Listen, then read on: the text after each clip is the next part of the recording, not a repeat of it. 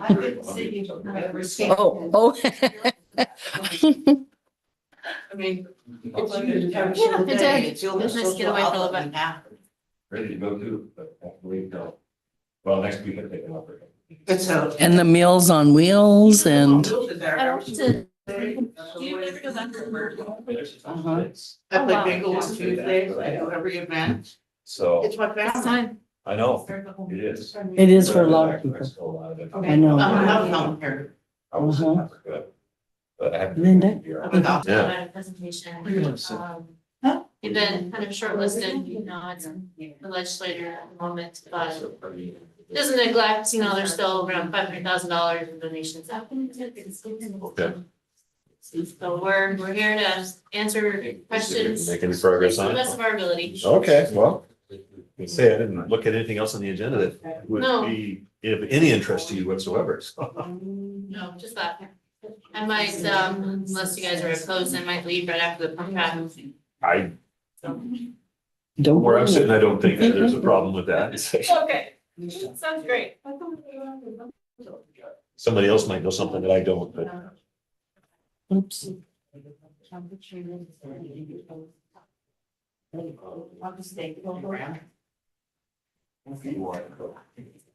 Yeah.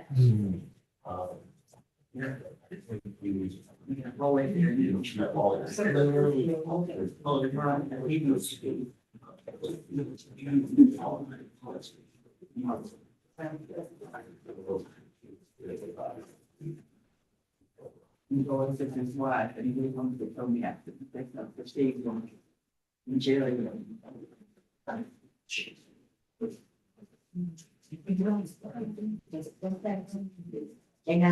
have a one word. So. You can take them on and push it. Oh. They're off. Hi. I was gonna grab a sport coat. Yeah. It's a steady. It's nice today. It's a little chilly out there. I know, I enjoyed mine. Yeah. Yeah, but.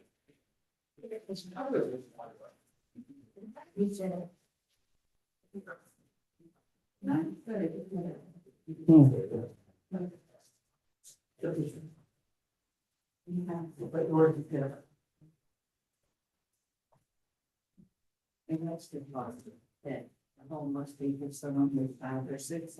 Yeah. Going down. Any issues if I leave at another contract session?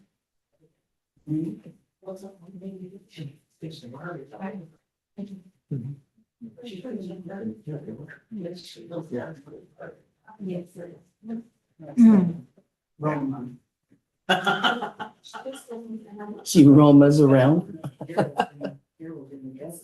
I don't know, we got a couple. Taking out the applications. Long one. What did I? Well,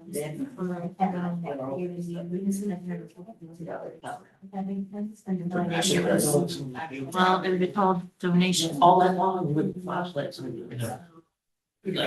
of the moment. I'm not walking my dog. Generally call that funding out. Yeah, because what I seen, all he has is this. But You know, it will. Yeah. Hello. But it Okay, really- that's that. Very cool. forms of money that looks like it's only now. Supposed to get snow. When? Huh? When? Oh.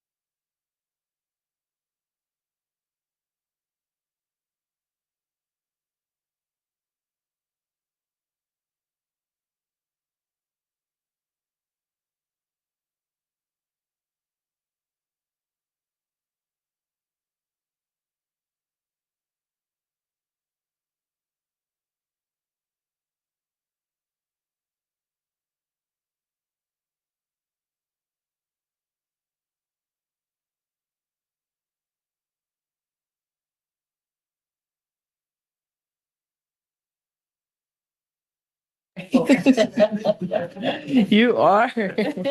Make me feel shorter. All right. Good evening, everyone, and welcome to tonight's City Council study session. For the record, all members of council are here and staff as directed by manager are here, unless you're expecting others, sir. No, sir, I think we're good to go. All righty. So first item on our agenda this evening is the agenda approval. As we looked at the agenda, we've had a couple of days to look over that. Council members, is there anything that needs to be added or changed to our agenda? Mr. Deputy Mayor. Mr. Mayor, can we change item B and D around? Item B, D. Is it on the active agenda? Well, we only have an active agenda this evening. This is just a discussion study session. B and D, so we could take establishing a curfew and move that up and do the preliminary budget at the end. Correct. And also we'd like to see a portion for public comment at the end before our executive session. Okay, well, let's deal with the agenda items first, and then we'll put the question of public comment right after that. Okay, Ms. Hart, Are we doing a work study tonight? this is a study session, yes. Just wanted to Okay. be clear on that. So the question before us, council, is any opposition, anyone opposed to changing the agenda order and taking item B and switching it with item D? No. Okay, I do see some value in that, because the budget discussion is going to probably be the largest area of discussion, and that means we don't have something else hanging over our heads to get to. I don't agree to do that. But And Mr. Mayor, if I may, I just got a text from Jason Gibbons. He's the first on our list. He's going to be here at 6:04, according to his GPS. Do we want to move that item up one more to B, or do we want to wait for a couple minutes? I know we haven't done the Pledge of Allegiance yet or anything, so Right. that might save some time. Well, that's not even on this agenda. Study sessions, it's not even more on. like a regular Okay, agenda. yeah. And, I know. So then we could take item D, put it to item A, take item A, move it to Item D. B, and item B, move it to D. Lucy, Any objection to that? I do. Nope. I Okay, object. we have one objection to that. Opinion of the chair.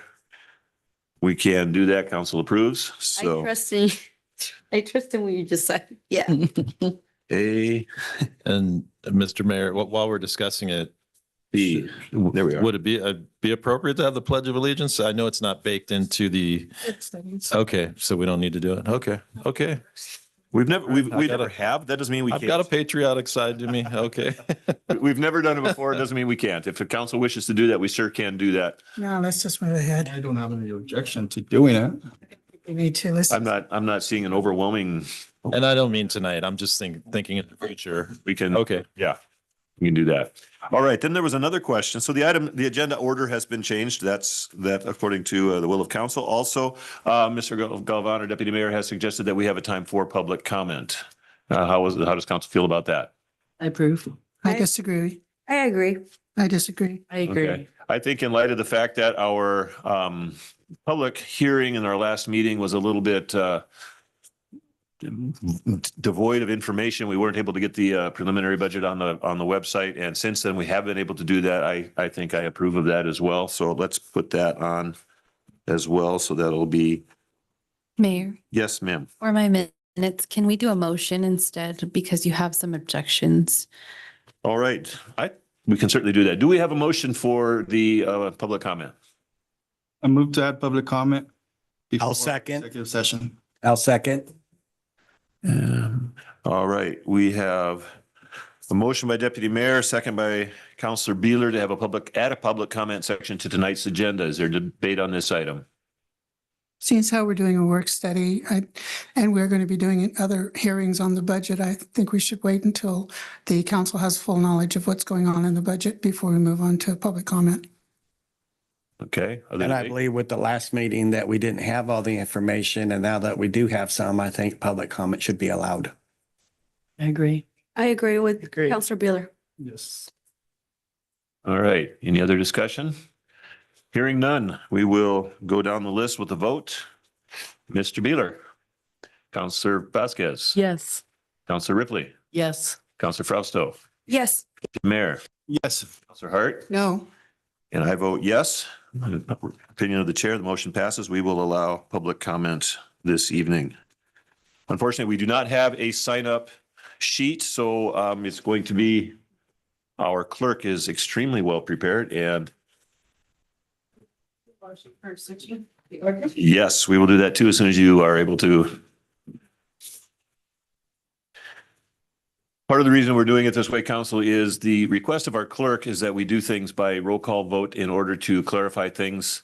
Sometimes she has a hard time hearing who is voting in favor of what. And so in order to make her life easier, we've agreed to do that. So can I get a motion in regards to changing the order of the agenda? Move to approve. Okay, I'll second it. Oh, y'all are mighty Yeah. eager tonight. Counselor Ripley. Okay, we got a motion by Counselor Beeler, second by Counselor Ripley to approve the reordering of the agenda. Any debate on this item? All right, Counselor Beeler, Yes. Counselor Vasquez, Yes. Counselor Ripley, Yes. Counselor Fausto, Yes. Deputy Mayor, Yes. Counselor Hart. No. And I vote yes in the opinion of the chair. The motion passes. All right. Then we will begin this evening with the public comment section. I would like to remind the public that you have 3 minutes. So try to limit your comments to 3 minutes if you can. Please approach the microphone, state your name, city of residence, and make your comments. Yes, ma'am. I thought you were going to do public comment at the end. That was my, That was your, did you say at the end? Yes. My apologies, Mr. Deputy Mayor. Public comment will be at the end. Okay, if you need to get organized, absolutely. Boy, I feel like I'm a little disorganized. It must be Monday. I apologize for that. Before the executive session. So Okay, we'll do it before the executive session. I'll make a note of that. I think there is some value to that as well because you'll all have a chance to listen to the discussion. All right. Item 1 on the agenda are under discussion items. And we will switch that over to item D now, establishing a curfew. Mr. City Manager. Thank you, Mayor. So this discussion item comes out of a meeting that we had Friday with some concerned citizens, and Deputy Mayor was in attendance along with Ben Riley and our police chief as well. And, you know, for various reasons that this topic came to fruition. So that's how I'll tee it up and let Deputy Mayor weigh in with his perspective as well. Mr. Deputy Mayor. Yeah, so we had a meeting Friday. There's a lot of concerns with local businesses, and I believe they're valid concerns. They're spending thousands of money to repair windows, vandalism, you know, not just one business, but other businesses as well. Some of them don't even report it because they know that either nothing's going to be done or for whatever other reasons, they just don't report them, right? So I think we need to start with something, and this something would be setting a curfew for juveniles under the age of 18. So that way we could have, we give our police force, I guess, an additional tool, just in case they ever encounter a minor, they pull over a minor, you know, and then discussion is, you know, whether it's going to be 10 p.m., 11 p.m., whatever times that council decides to go with. I think this is really going to help. It's like I said, it's just adding another tool for the police department to have and to be able to use. Okay, council members, questions or comments? Mr. Beeler.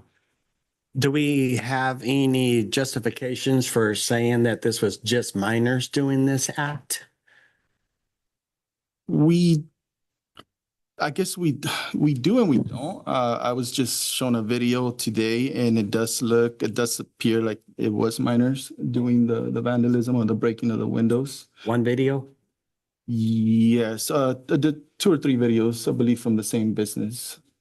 So it does appear that it's minors doing these acts, and it's not with a gun or anything. It's them throwing ball bearings into the windows. and that's what's causing the damage to the businesses. So Okay, Ms. Frausto? Mr. Chair, thank you. Going off of what Counselor Beeler mentioned, I'm all about data and our backing of this, along with it being minors. What other research, have you looked into other research of other municipalities enacting anything like this? And if it actually has been effective, or if we're actually not curbing the problem? Because if that's the case, and if other data is showing us this, then is there also another route that we can take? And then also to remind ourselves that it goes from an idea to also instituting and implementing the policy into practice. So then how would that look like as well? And how would that impact our police department in terms of operations? So is there any research backing any of this? Did you look into other municipalities if they're doing this and if it's being effective? There isn't any other municipalities that have a curfew that I was able to search. But when they did institute curfews, it was like during riots and emergency curfews. Mm. And it did help. It did help at the time with the riots and whatnot. But definitely, we might be one of the first cities or municipalities to do so.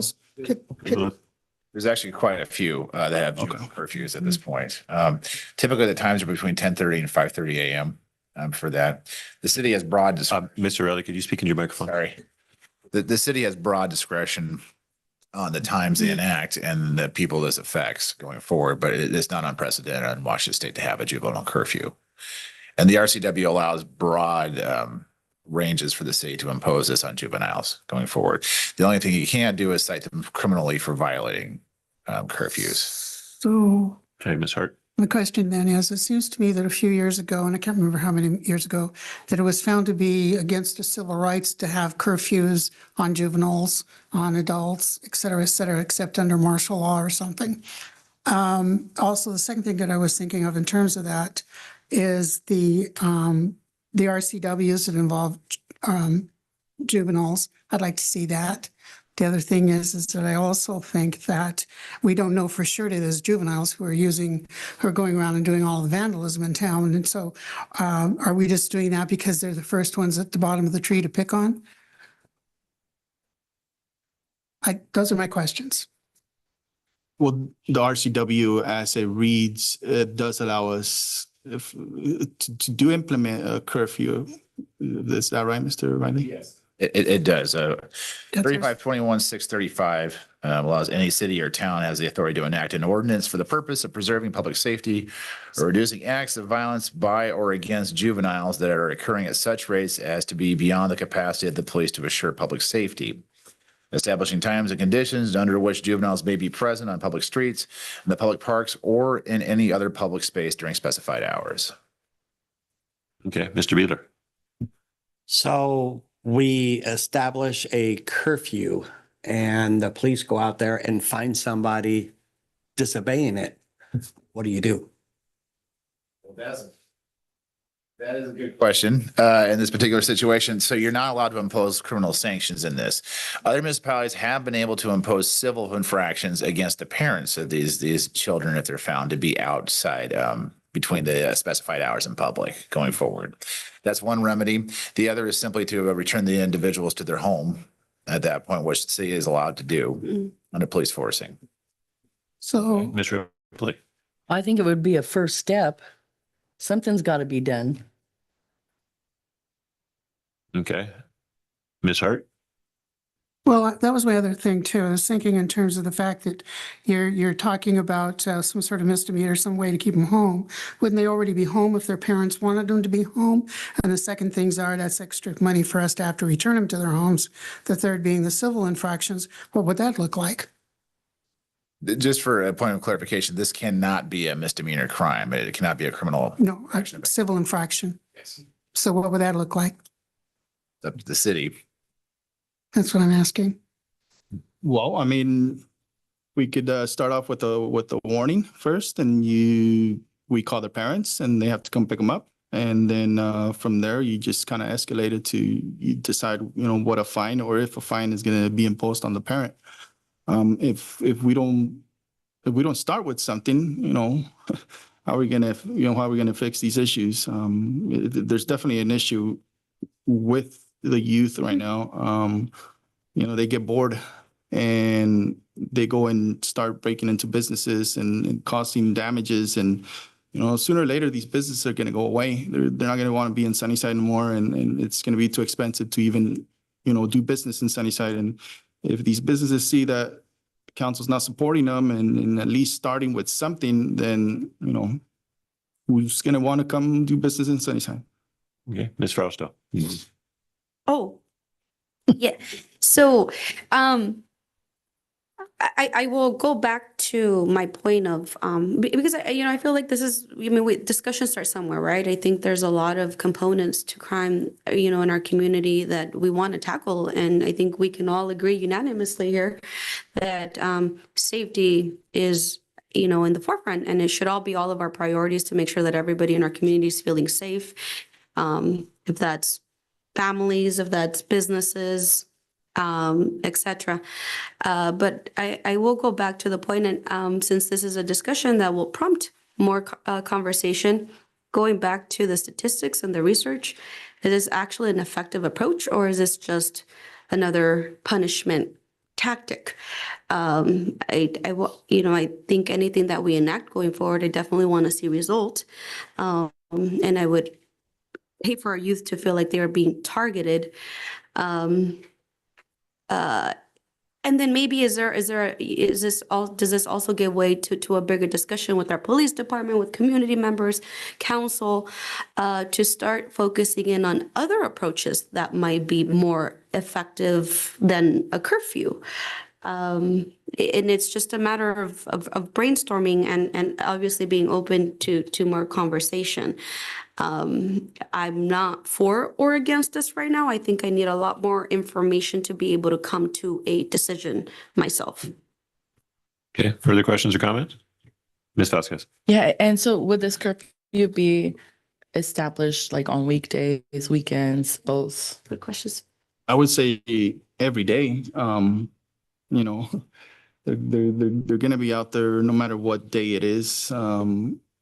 Committing these crimes, either graffiti, breaking stuff, whatever, right? But we definitely need to start somewhere. I mean, I wouldn't be opposed to sending it to the public safety subcommittee so we can have a discussion there, and maybe come back with more details, more data, I guess, from Councilor Fausto, 2%. Yeah. But definitely it's just a start to a conversation today. Ms. Hart. This is one of the things that, as my colleague over here, Ms. Vasquez said, what are the number of juveniles actually committing these crimes? Do we have an actual number? I would have to pull specific data. I apologize. I've been in training all day. That I didn't get a chance to pull this. This just got added to the agenda since Friday. So I haven't had a chance to pull the numbers. So go ahead. I don't have them right now. The reason I'm asking that is, wouldn't that make a big difference on whether or not we were going to implement some sort of a curfew just for juveniles? You're also looking at some other folks out there who are sleeping in the parks, the homeless folks that are sleeping in the parks. I don't know that they're involved in any vandalism, but neither do we know for certain that it's just juveniles creating vandalism. Is that true? Is that a true statement? That's true. I think this tackles, I kind of go back and forth on this, but this tackles a much broader thing than just vandalism. If we stop a car with 5 juveniles at 3 o'clock in the morning, we can call their parents to come get them. It gives us a tool to get them off the street. Now, does it turn an officer into sitting with them and being a babysitter? Yes. Makes an officer unavailable to respond. It's called a non-status offense. We aren't able to detain them. So we can't detain them for this. We can't handcuff them. We can't put them back in the jail or anything like that because it violates the juvenile ODJP, I believe it is, the Office of Juvenile Justice Programs. It's a non-status offense. A non-status offense is defined as something that an adult would not be arrested for the same thing. And so an adult would not be picked up for juvenile curfew violation. So we wouldn't be able to handcuff them or chase them down or anything like that. If they ran from us, we'd have to wave bye to them, basically. But it does give us another tool to get people off the street on the hours that council picks, but it also turns an officer into a babysitter until we can get someone to come get them. So that's where I'm kind of torn both ways on it. We become responsible for them once we pick them up. I think we need a lot more discussion on this. That's exactly what I was just going to Which is say. why we're doing this today. We need to keep in mind that this is the very beginning of a discussion. Like Ms. Frausto, at this point, I am neither for nor against. I want to get some more information. I want to understand the ins and outs of this a little bit better. I certainly understand the perspective of the business owners in town who have been struggling for the last while with this. And you know, we're starting to hear about this and their frustration is growing. And I certainly understand that. And I don't think that the business owners deserve to have that sort of thing to deal with on top of everything else that's going on in the economy right now. But at the same time, we need to treat people fairly and we want to come up with a solution that is effective.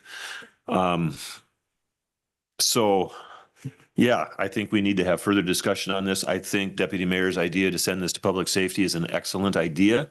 And I've made a note of that on the agenda and we will try to call for a public safety meeting here within the next few days if we can do that. I don't know what everybody's schedule is like and we do have a holiday coming up, but at the same time, I think this is deserving of some attention on our part. I believe the Public Safety Committee can listen to our police department and discuss this amongst ourselves and maybe come up with a recommendation to council. Maybe we can get some information from the public as well. Just take some time to some of the business owners and get some ideas on that front as well, because I'm sure that the business owners have some suggestions. I'm certain they have some opinions because I've heard a couple of them. I wasn't involved in a meeting that you were at, Mr. Deputy Mayor, but I have heard a couple of opinions from people. And so I think that we need to pay attention to that as well. Is there any further comments or questions on this item?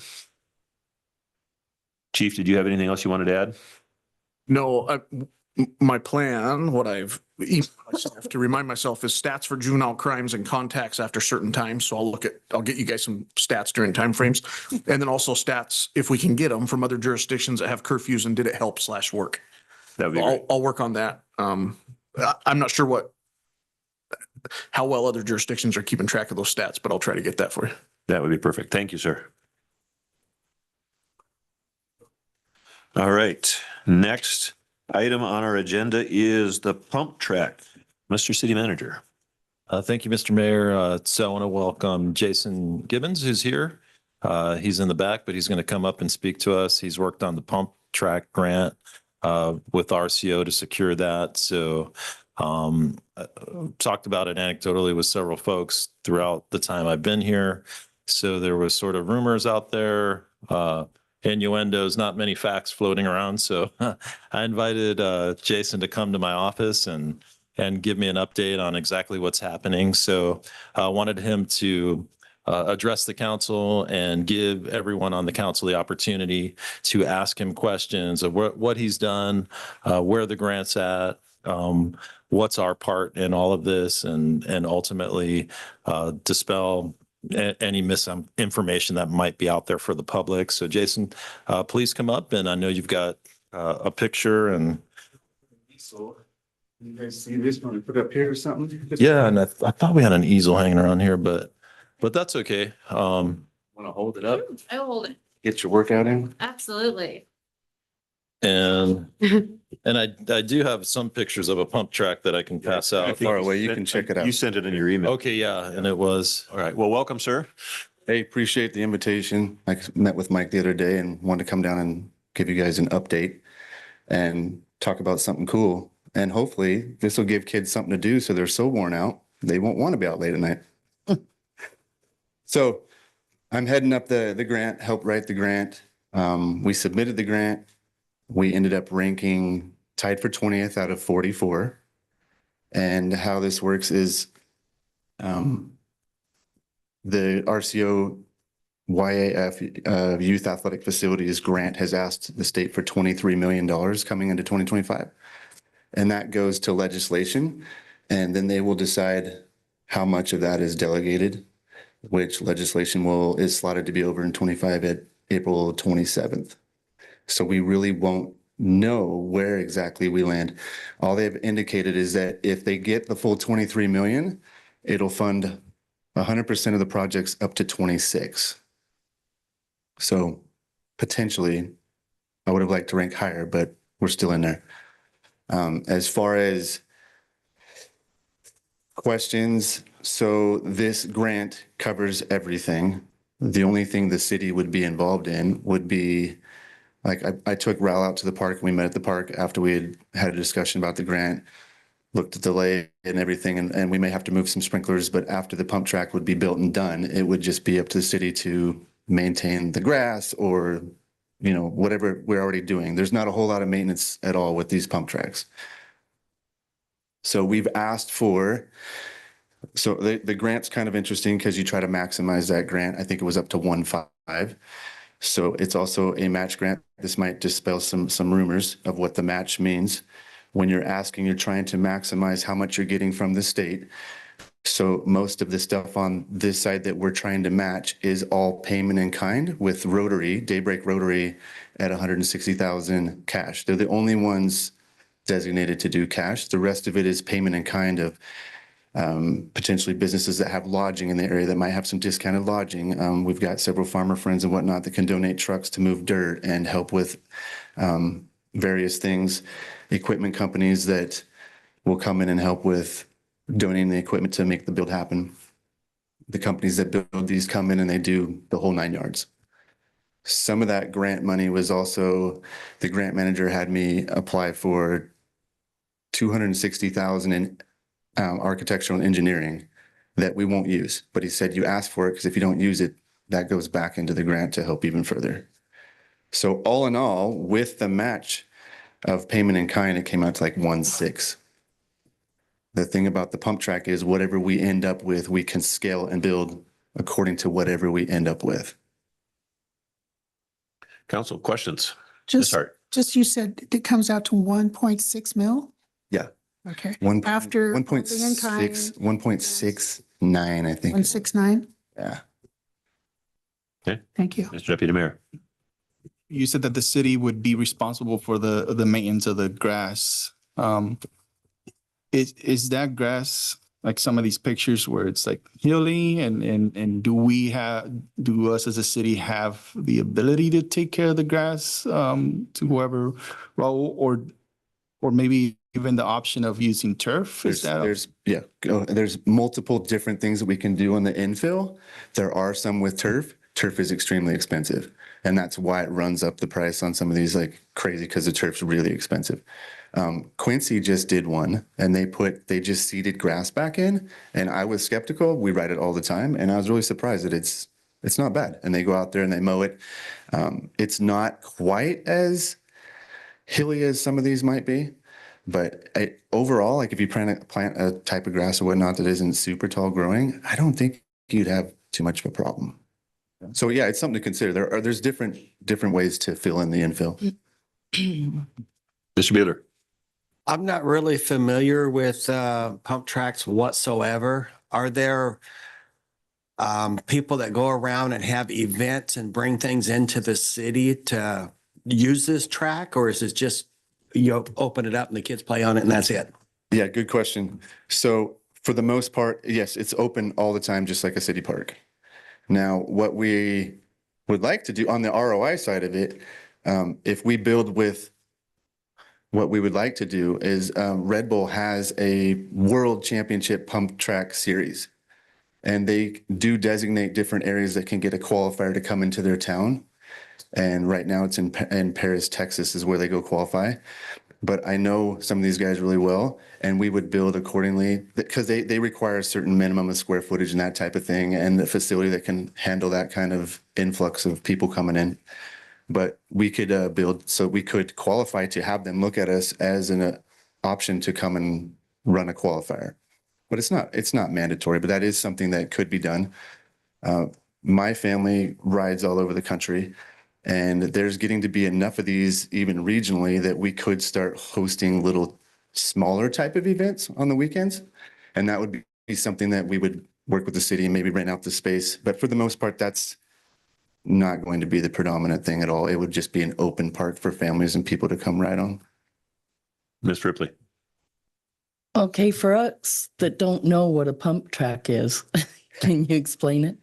So a pump track this is an asphalt surface. So it's a trail system. Like you start and it's got these undulating bumps and hills that it's meant to pump on. You gain momentum by pumping either a scooter, anything that's wheeled, scooters, skateboard, rollerblades, bicycles, and you're meant to pump to gain momentum and you get going faster and faster. And it's super, super fun. It's a phenomenal workout. It's great fun. So it can have different, Oh yeah, there's all kinds of different variables and stuff throughout the track and trail. Yeah. okay. And so it's, just to clarify, and I know I'm jumping in, but this is not just bicycles. This is any wheeled device that can be used on skateboards and. Correct. Okay. Yeah. Wheelchair race. So wheelchair accessible, yes. Okay. Mhm. All right, Mr. Bueller. So this is actually Richland. I've helped Richland design theirs, and if Richland doesn't use it, we could potentially use it down here. But this is Richland's. It's big, it's nice. This whole section right here is what they call the ADA compliant beginner track or whatnot that they have a whole access to. You can actually go on all of it, but they're starting to build them. So they have a whole separate section for beginners and a little less hilly and fun to play with. Okay, Mr. Bueller. Other than the Red Bull, is there any other organizations out there or is that just it? That's the predominant one that everybody knows about. So there is another series in the US that does it, that you can petition to come to your facility and this region and put one on for theirs as well. It's not near as big as Red Bull, but it's a growing sport. But that, I wouldn't say that's the predominant like drive of doing these. I mean, they're highly well used. I don't know if you've seen them. Like there's one in Suncadia, there's one in Quincy, Leavenworth. They're starting to pop up all over the place. They're super fun. Great workout, gets kids outside. There's even science behind it. I don't know if you've done whoop-de-doos and you feel that feeling, but I don't know if rebounding on a trampoline is really, really good for you. That up and down motion actually clears the thyroid. So it's very similar to that. There's a lot of science, a lot of cool things that go into it, but just the sensation of being able to do that and learn something new and have those skills is a great thing. You'll see kids all over on them. I was just thinking, thank you. I was just thinking that it kind of reminds me a little bit about dirt racing, only on asphalt as opposed to dirt on those. So it gets You guys remember confused that with that a stuff? little, like BMX racing and like motocross. So you don't Yeah. know. It's Similar in a way. similar, but much more controlled Mhm. and slower until you see a pro come get on one of these and you'll be like, whoa. Yeah. So that's what's so super cool about them is they're built in a fashion. These guys are pros at how they build this. It's very scientific, but it's built so the newest beginner can ride and have a blast, and it's still challenging, and you can make up so many different pathways and whatnot and jumps to jump when you're professional. So it covers a broad base of skill levels. Can I ask one more? One more, I don't see any other hands up, so. Anybody? I just am curious when you were talking about, I think some of us were wondering about the square acreage Mhm. that this particular one might take up. So I think we planned on designating one of those softball fields. Well, Trevor had designated two of them. This would well fit in one. Mhm. We could build a phenomenal pump track facility in one of those. Okay. Mr. Mayor, may I ask Yes, you a said. question? Thank you. Thanks for coming, Jason. And when we talked in my office, we talked about the funding mechanism. Can you talk about the RCO grant? And this is really what prompted me reaching out to you was there were some talks that the city would be on the hook for up to $500,000. And my understanding is that the full price to build this out is 1.6 million, but the grant covers roughly 1.1. How do you expect to fill that gap? And for the public and for the council to sort of explain your funding mechanism for this. So I've got a breakdown of who I put down and like what I put for payment in kind. But thank you. You're welcome. There we go. Thanks, Stephanie. So if you want the full breakdown, I've got Daybreak Rotary at 150,000. I've got another payment in kind of dealerships equipment for 30,000. And donated materials, so that would be potentially asphalt and that sort of thing, and discounts, 190,000. Myself and my nonprofit organization of payment in kind to see this through, 70,600. We've got local farms and for trucking and that sort of stuff, hauling dirt, 50,000. And then trying to get a local hotel or somebody to help us out with potential $10,000 in lodging help. Now, this can all be manipulated and fudged, however, I believe, so there's a strong want for this out there in the community with some key players and some families that I know that would definitely come in and help, maybe even potentially larger. But this is kind of how we broke it down to maximize the state's grant. Right. Just for the record, if it doesn't come, if all those people say, are we on the hook for that 500,000 that we, being the city? No. Because you talked about the build out, it could potentially cost $1 million. We don't have to build it to 1.6 million, right? No, it can be scaled. So when they design it, when you give them your budget, they're going to scale this thing accordingly to what the final price looks like. Okay, so that is flexible. Completely. That's something we talked internally as a staff this morning. And Raul, feel free to weigh in, and also Stephanie. I know we talked about some of the funding mechanisms where the state might make you adhere to that extra 500,000 if that's what we want after. So I just want, my goal tonight was for the council to walk away with full clarity, because as we talked about, I think this is an amazing project, and I certainly believe it would bring people to our area. It's what gets me excited about it. But I just want the council to be really clear on, what our stake is in it versus, what the community stake is in it. So Raul. Thank you, City Manager. So, Mr. Gibbons, I had a couple questions. One of them was on your application, you put down as G6, contributing $70,600. But if you're also G6 and this would go to public procurement, and that you wouldn't be able to participate with that amount, then how would we cover that? I guess my question would be, why wouldn't I be able to participate with that amount? Because you're involved in the project now. I'm just a public citizen helping them do it. I don't believe that would exclude me from donating my time or effort. I don't know. But isn't G6 your company? It's a nonprofit organization.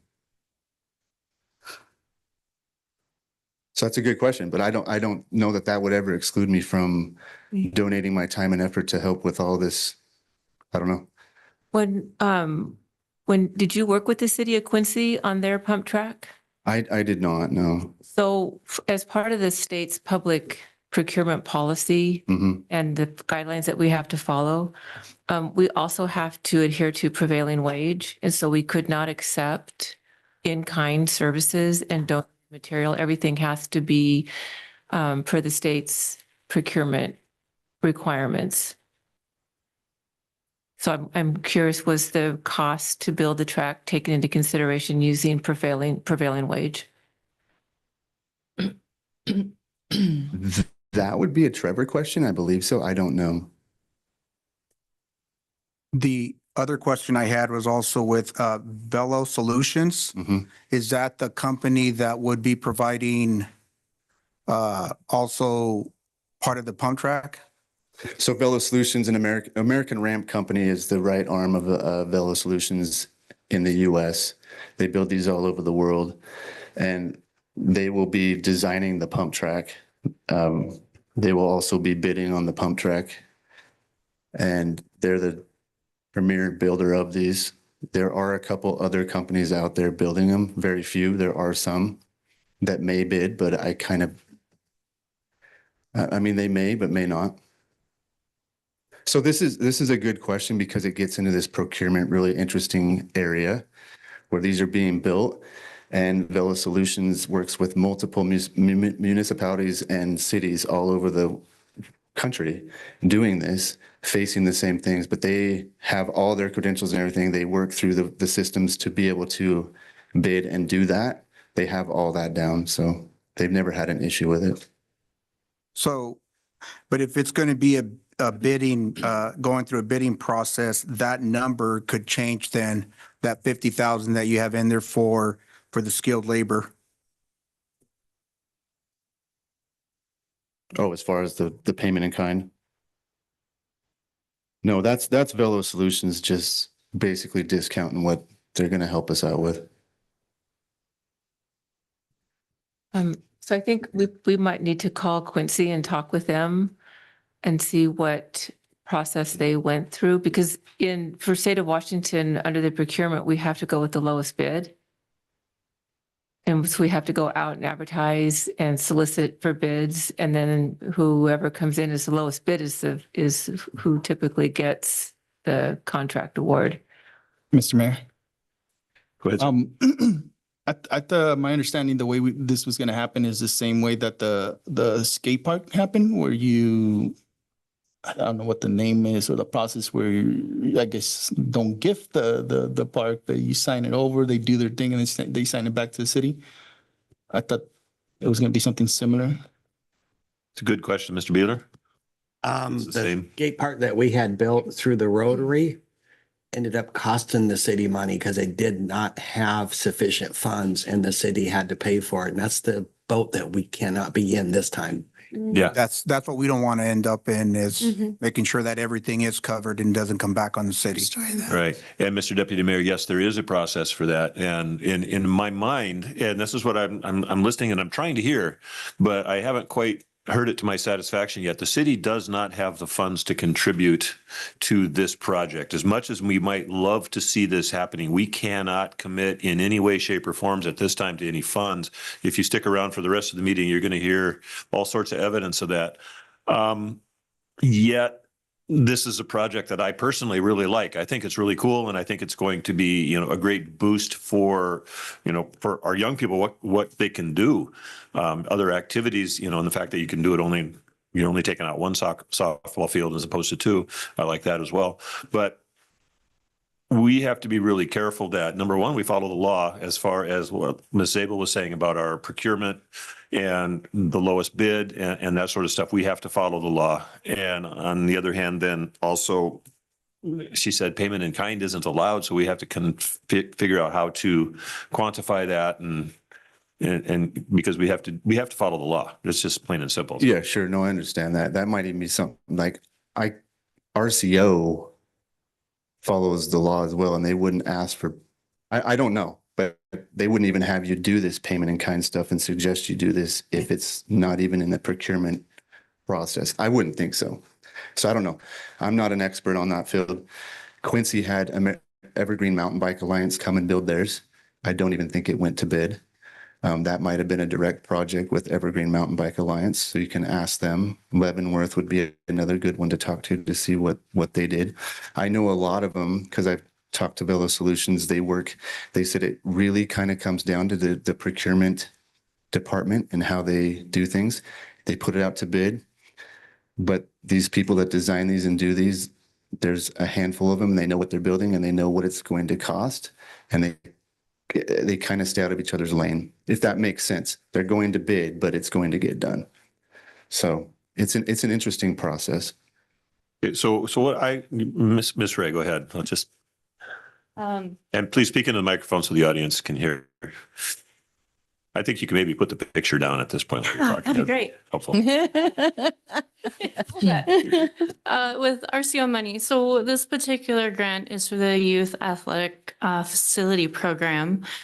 And I do agree the city needs to look into material in kind, services in kind. Ultimately, what RCO wants to see for reimbursement are receipts. So everything documented itemized with the actual number total at the bottom. And that is the only form of, how do you say, backup documentation that RCO would reimburse on. So just to clarify, the funds, the city is the applicant, so the funds would come to the city of Sunnyside, and then all of the city would actually then submit for that reimbursement. Okay, council members, any further questions? Well, thank you for the presentation. I think, what I personally, and this is just me personally speaking, is I'd like to see you and staff work together just a little bit more to clear up some of those questions and iron out some of those differences of ideas and make sure that we're all on the same page, and then see about moving forward on it. Again, I think this is one more option for our young people to get involved in, and it's an activity. It's a physical activity. It gets them away from their screens for a minute, and they're out on that track and they're working away. I don't want to take away all of our softball fields or baseball fields. That's, it's kind of a big deal. I know we've got some huge baseball players in town as well and really want to see that program continue. But if these are fields that aren't being used adequately and we've had an opportunity to take one and turn it into something completely different, it just might be what the city, considering some of the other stuff. I do have one question. Typically, I know I read the manager's email this morning. Typically though, maintenance costs on a facility like this, is it any, what are we looking at, the kinds of things that we have to do on an annual basis? I don't know what kind of data is out there on that. And it probably highly depends on what kind of finishes you do, what you use for infill, whether it's grass or turf or those types of things. As far as the track itself, essentially nothing. If you got to mow, you got to mow. We're going to need to put, if we put turf or grass back through there, we're going to have to put some either underground drip sprinklers or something back through there to do that. But as far as maintenance, I would say it's minimal. Okay. And keep in mind that I just spent the weekend looking at the maintenance costs of our pool, and that's up for discussion in tonight's. And we can't afford to take on a huge maintenance bill annually. And I don't think the interest is there in taking on a huge annual maintenance bill. So I would say it's going to be similar to out there mowing what's there already or keeping up with tackweed and whatever else is already out there. Okay. Raul? Just wanted to comment on that just by looking at your design there that you showed, looking at the elevations the slopes, obviously it's going to require some sort of the maintenance. I think it's going to be a little challenging compared to what we just go out there and do. Right now it's just an open field. Obviously there's also going to be some kind of edging there to kind of keep the grass from growing over into the asphalt. If you kill the edge to minimize edging, you're going to end up now with just dirt, which then is going to create other issues. So those are things that I think that we're going to be on an ongoing basis. And then obviously dealing with how to winterize that, whether if it's a drip system or something like you were mentioning that maybe other people use, some way to winterize that. Plus just the ongoing maintenance. I mean, I've never maintained one, but it looks like it's a little bit more work than just mowing the park. Mm-hmm. All right. Well, it sounds like, council in itself is not opposed to you. This is not the first time you've been here presenting to us, and I've been excited by this prospect ever since the beginning, but we need to get these details worked out to make sure that everybody's working together. So yeah, carry on and look forward to hearing progress reports as we go on. Appreciate it. Thank you. Thank you. Thank you. I'll do some homework, Mayor. We'll start making some calls. Thanks, Jason. Appreciate it. All right. Next item on our agenda is the one item that hasn't changed places this evening. Item C, amendment to resolution 2024-14 related to lodging tax funds. Mr. City Manager. Thank you, Mayor. This is something Deputy Mayor Galvan has been working on. So just to give some context, LTAC funds are lodging tax dollars that hotels pay to help out with tourism and marketing of our area. In this particular case, since 2019, the city of Sunnyside has reserved $25,000 a year, or 25% of our LTAC dollars towards a convention center. So at this pace, it would take many years. I don't want to do the math on it to build a convention center. because we know those are really expensive. So this resolution proposes to expand the uses of these particular funds. Mayor? All right, Mr. Deputy Mayor, did you want to comment further on? Yeah, so pretty much what Mr. Gonzalez said is we're putting $25,000 each year for a convention center, and it's it's not cheap to build a convention center. So what this resolution, like he said, proposes is kind of to expand and not just limit ourselves to a convention center. It could be a visitor center, recreation facilities, cultural heritage sites, just a little bit more openness as to what we could use those funds towards. We would still be putting aside the 25,000 or 25%, whatever is greater aside.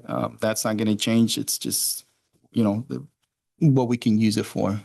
Another thing is during the last LTAC committee, it wasn't something that they needed to vote on it, but in support of this resolution, there was a motion and it was passed with the approval of all the committee.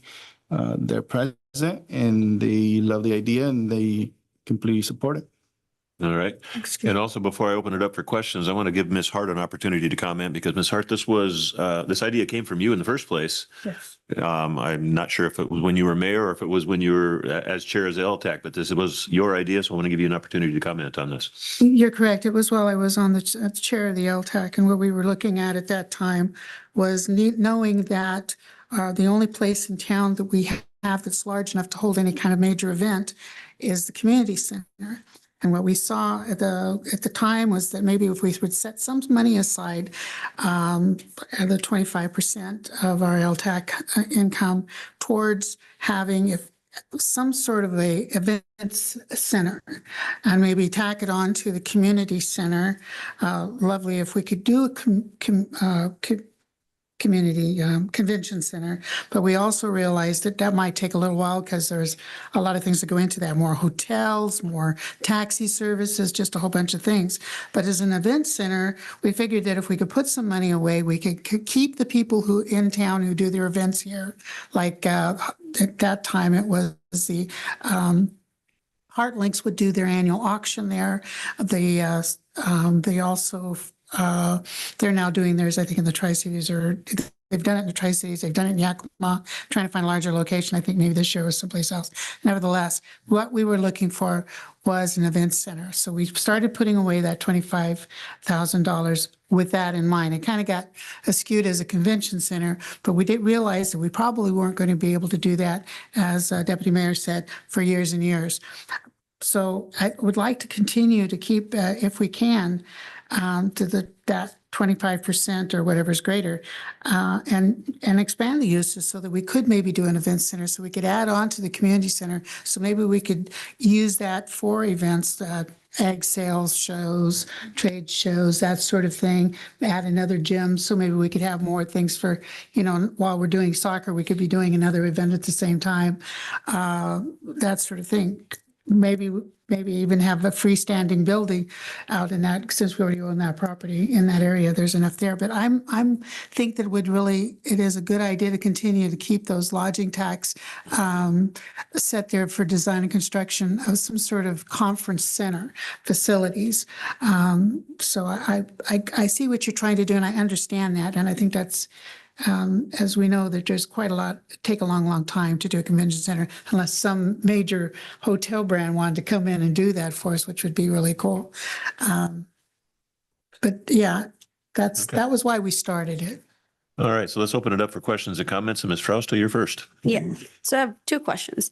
So since this was enacted during Councilor Hart's time as mayor, or whenever it was enacted. It was the LTAC chair. LTAC chair.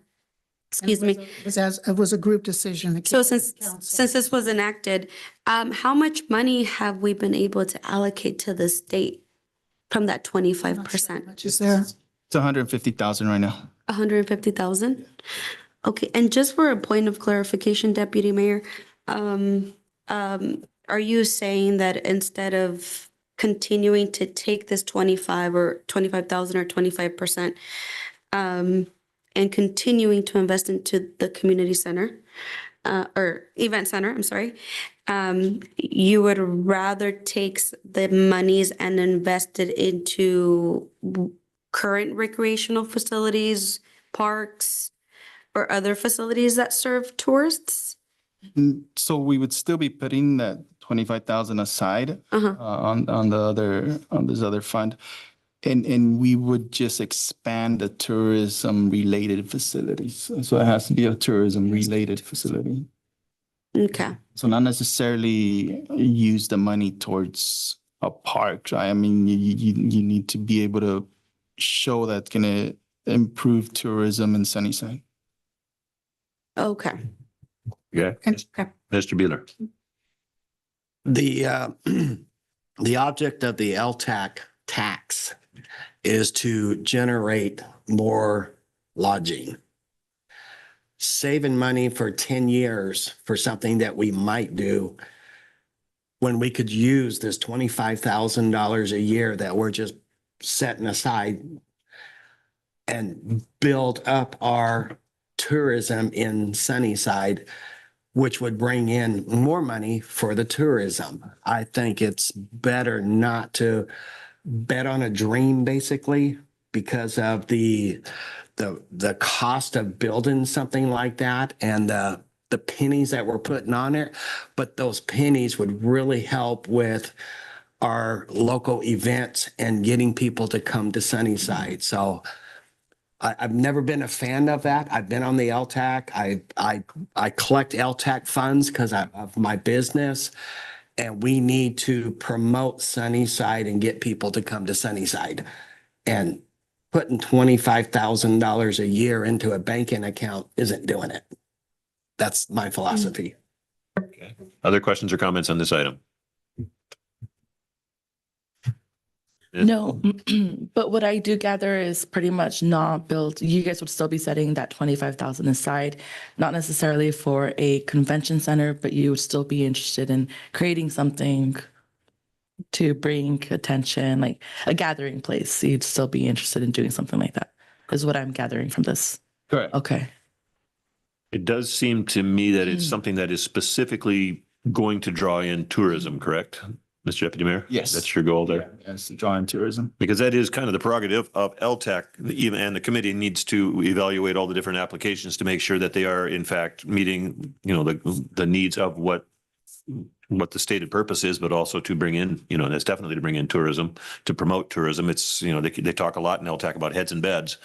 We need to get numbers of people who are lodging in Sunnyside, and we have that tax in order to promote more of that, which allows us to do more activities. And you see that in cities all across the country. And I think we need to, as Mr. Beeler said, if we sit it for just one simple purpose and there it sits in the bank, now we've got $150,000 that we can't use for anything else. It doesn't seem so productive. We need to get that money working for us and bringing people into town to stay in our rooms, to pay more tax so that we can continue to do more of these activities. And yeah, I think, what I'm hearing, I think that's a good idea. I like that. It is. Maybe we can flesh it out a little bit more. Obviously, we're not going to vote on it tonight, but it's certainly going to be on a future agenda that we can vote on it. I'd love to see ideas of what you have in mind. How are we going to spend this money? What specifically are we going to use it for? What are some of the ideas you have? Because I think it's got a lot of potential. That's a good question. And that's a plan with LTAC, is to meet on a monthly basis. Right now, we're just meeting, when we get the applications. So going forward, I've developed a plan and agenda items. And this is one of the discussions that we're going to be having is, what kind of investment can we make, and it's going to be up to the committee to also come up with ideas so they could, present it to council. Perfect. It looks as if you've got the support of council on there, Mr. Deputy Mayor. So move forward. And I saw heads nodding in the audience as well. So I don't think that they're adamantly opposed to the idea either. So Ms. Hart, did you want to make a comment? Nope. Okay. Sounded like you were getting started. So the next item on our agenda then, I'm not seeing anybody jumping to get in the way of that one, is the preliminary budget, 2025 preliminary budget. And we've all had an opportunity to study that over the last week. And it hasn't been fun to study. I've noticed that members of the community have been studying it as well, and they also have not been having fun studying it. So let's turn it over to the city manager and our finance director and see where this takes us this evening. Mr. City Manager. Thank you, Mayor. So as you mentioned, we've been working diligently on balancing the 2025 budget as well as looking at how we're coming out with a fund balance for 2024. So you mentioned the proposals. We've given 3 options. First option really wasn't an option. It just showed what would happen if we did nothing. But by statute, we have to present a balanced budget. 2 other options involved closing the pool and community center along with other cuts. Obviously, none of these options are ideal, preferred, wanted. However, some of these will be necessary. So we have some difficult decisions ahead. Deputy City Manager and Finance Director Debbie Zabel has been working diligently on the budget, so I really thank her for her hard work. And she's here to answer any questions the council has. Mayor. Council members, questions for our Finance Director, Deputy City Manager. Mr. Deputy Mayor. Okay, I'll go first. Is there any room for, and I believe I asked you in your office, is there any room for expanding the B&O taxes on something that we don't tax right now? Is it, There was a question asked if we could charge a utility tax on our ambulance utility. And the response back from MRC and then with our attorney was, no, we cannot do that. We can charge an excise tax to those that are being transported. However, though that excise tax must only be used on capital and or maintenance projects only for the ambulance utility. So there is an opportunity to charge rent to the ambulance utility. So that's one of the things we're looking at is for the ambulance utility to pay rent being in the fire station, which is owned by the general fund. So although we couldn't do a utility tax, we can charge rent. okay, another question, if I may, Mr. Mayor, I mean, I have a lot of questions, right? And we could be here probably 48 hours, going back and forth with these questions, but definitely the concerns in the community is, these places that are on the chopping block, like the senior center, the pool, community center, the museum, not so much because I believe we were already going to have it closed in 2025 for, remodeling or renovations. But I think we really need to sit down and I don't know, maybe even look line by line to see where we could cut, and these expenditures and try to save the senior center and try to save the community pool. I was talking earlier about having a curfew and now, with the curfew and then nothing to do for the youth, it's really concerning. So I don't know what and how you guys want to tackle this. If we go line by line, I went and saw some numbers. I played with some numbers and I don't know, any suggestions? I don't know if we've ever been here, Mr. Mayor, if you have experience and I'm up for looking at each individual, expenditure and see where we can cut. And I definitely do believe that senior center needs to be saved and the pool, we need to try to do something there.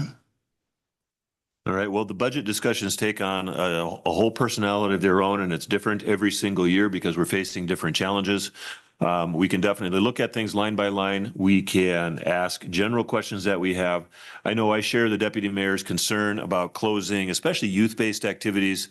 I've been a huge proponent of our pool and keeping that open and functioning, so we can, I'm open to pursuing different options with the pool facility. I don't want it to close altogether. I think about, the number of kids that spend so much time there during the summer. But not only that, I think about the kids that are involved in the Rotary swim team and the huge value that they and their families receive from that.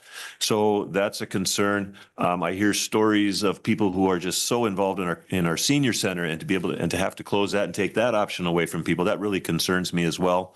But at the same time, then we have to start looking at other revenue options. And are there any? What can we do? The city's kind of limited in what we can gain revenue from. As the deputy mayor mentioned, a B&O tax. No, the answer there was no. Can we charge in other areas? Well, maybe, maybe not.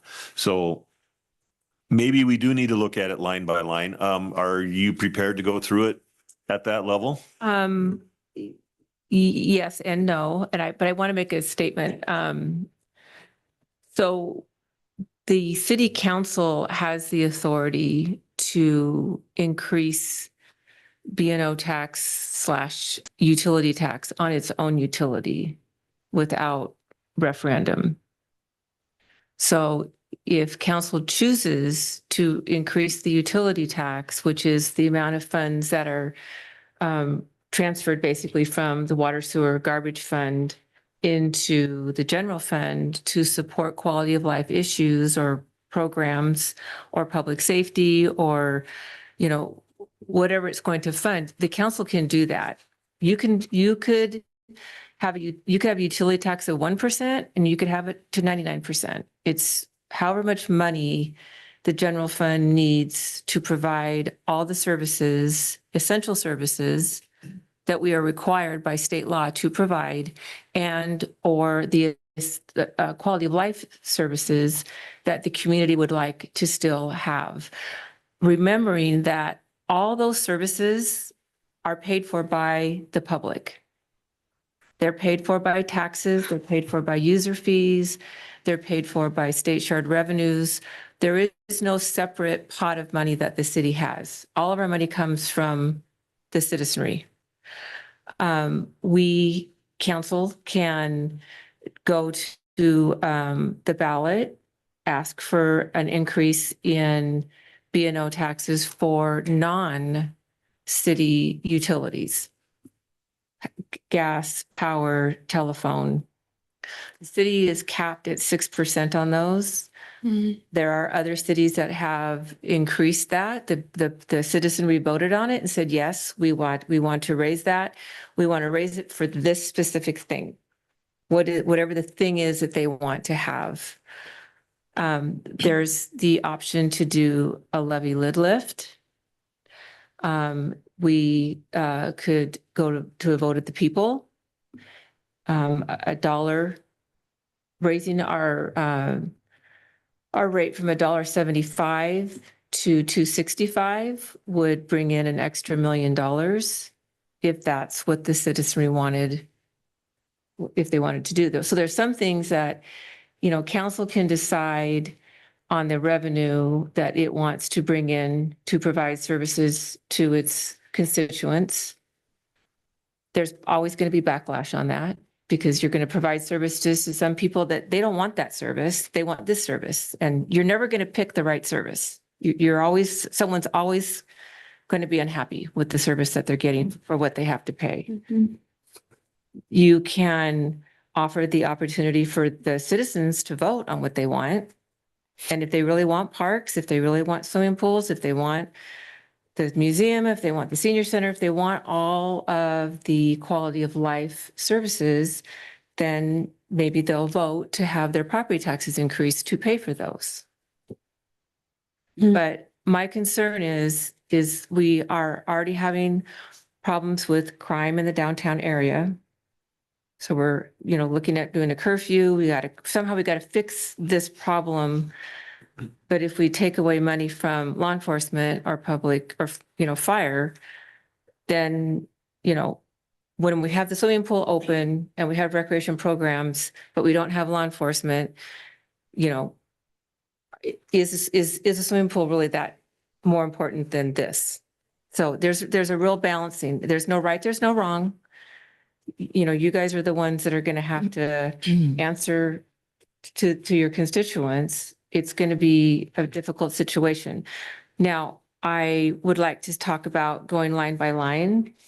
And in all honesty, I'm not 100% confident in these numbers because we don't have the right numbers. We have had a number of invoices and revenues coded to the wrong place. So I don't know if there's some of these revenues and or expenditures in the general fund that belong someplace else and vice versa. There's a countywide Spillman software system that all the police departments and fire departments use. We normally pay the bill during the first part of the year. It didn't get paid this year. We got a notice from Spillman. There's $45,000. So that has been deducted from what you have on your your budget right now. We got a bill from the IRS today. We owe $85,000 and 67,000 of that is in penalties that go back to 2014, 2015. Those were supposed to have been taken care of already. Well, it's not. There's a bill right on my desk. Because that was a council discussion that those things were supposed to have been taken care of. So how did that slip I by? don't know, but it has been an ongoing problem of trying to track down funds. The staff, the department directors, they're wonderful. They've been really great to work with, but they have not had an opportunity to actually budget their departments. They're either have been here for just a short amount of time or, the city was going through this software transition and they didn't have access to their budgets. And so, to go line by line, we could, but I can't 100% guarantee that whatever's in this line really is what's in there. We've grouped services into, one line item where instead of having 5 or 6 different line items where we could break stuff out to say, how much really do we spend on professional services? How much are we spending on training? Did you see a training and registration line item in here? No. They're all, it's under miscellaneous expenditures. There's just no way to do reports on a variety of expenditures that we would want to know because the way that they've been coded. And so I don't mean to sound exasperated, but we need to put together a budget for next year. And, we've talked about as staff of next year is going to be really a training opportunity of the department directors need to learn how to budget. They need to learn how to use their budget. We need to come up with policies and procedures so that we're not in this position again and put up the safeguards so that we have people trained and know, how to code invoices and how to receipt in funds when they come in. So it's really not answering your question, but I just have to make this statement because this is the truth. This is where we're at. And I don't want to lie and say, we can do this because everyone knows next year from the department standpoint, we have to be monitoring and watching this very closely every single month because there might be more cuts next year. So as we pay this 85,000 and we pay this 45, that decreased this year's ending fund balance, there still will be a little bit, for next year. But now what we were anticipating on having $50,000 next year, it's now in negative. So, I don't have an answer that is going to make anyone happy. Well, and Ms. Sable, I know you mentioned that you're experiencing some frustration. I think you may have noticed the response of the public, and that's exactly the same as the response of us as council members, because some of this is the first time that we're hearing this. Like I said, I've been on council for 10 years, and I remember conversations about this, and I know there's a couple of council members in the audience, and I'm sure they remember these discussions when we talked about where we had been in a financial mess prior. And we're starting to work our way out of it in 2013 and, different things that happened. And we'd have a recession that really set things back in the city. And we talked very strongly about, let's get these taxes paid, let's get caught up, let's get our finances in order. We really have to do this. This is extremely important. We had council members who dedicated themselves. I mean, they had a strong financial background and they were dedicated to working on the financial subcommittee and working really hard on that. And we were assured that we had caught up, that our taxes were paid. We didn't have any more problems with the IRS. Everything was up to date. And so to find out that we owe tens of thousands of dollars in back taxes is absolutely mind-boggling. You know, it's going to take, for me, and I don't know how other council members respond to it, but it's going to take me a little while to wrap my mind around that again. How, not only how did that happen, but now how are we going to resolve this problem? Because this is, yeah, I mean, again, it's going to be another one of those nights where I wake up in a cold sweat in the middle of the night because we have to solve this problem. And this is really, yeah, frustrating is a real mild way to say it. I'm really extremely unhappy right now. Ms. Frausto. Yeah, Mr. Chair, question, who was assuring you all that this was, that the payments were up to par? Who was this? This was a series of city managers. This was a couple of different finance directors. We were getting this information from staff. Okay. Mr. Beeler. I think you just answered my question, but if we shut the pool down 1 year, what would we say? Do we even have that number? Do we know what we spend on the pool? Do we know what we spend on the senior citizen center? We do, and I don't have the page numbers memorized on here, but I'm sorry, what? Page 21. Yeah. Yeah, on the email it was in color, but I see you've got it printed out, so it's probably not color. I saw the pool too. So we have the communities, the senior center, the operational costs are 36,000. And even if we were to not fund that, Deputy Mayor Galvan brought this to my attention, we still have to insure it. And we would still have to probably, keep some level of, electricity in there for heating so we don't freeze the pipes and stuff. So, it's still going to have a minimum of probably, $10,000 to $15,000 a year that we're going to have to fund that. For recreation, we're looking for 3 people. It's almost $400,000 for recreation programming. The museum is 19,000, and again, we'd have to do insurance and some electricity to keep the pipes from freezing, and that does need a repair. Which there was a budget for $100,000 to fix that roof, but in talking with the public works director, we could probably do some patching on that. The community center, so in 2024, it was budgeted for $311,000, but there was $150,000 for some capital improvement. With no capital improvement, it's $85,000. And the swimming pool is $380,000. Mr. Mayor. Yes, sir. And going back to the line by line item, and I'm fully committed if if we need to sit down with the finance subcommittee on a daily basis and meet with the departments, individual, I'm up for that. The reason I wanted it line by line is, for example, page 16 for the corrections and the expenditure. Line office and operating supplies. For 2004, we have listed that we're going to be right about $46,000. The option 1, 2, and 3 listed at 4,600. So I don't know is that a typo? Should it be 46,000? So we're on page 16, and what would the line office and operating supplies? That's citywide. So if for office supplies? yeah, so I mean, I'm guessing it might be missing a zero. It might have meant to put it at 46,000. So that's what, $40,000 off the budget there. It was, right? Doesn't look like to be that way. So then that's the reason I'm fully committed to going line by line, and looking at these numbers. And it's not, it's a few other things where, for the community center or for the senior center.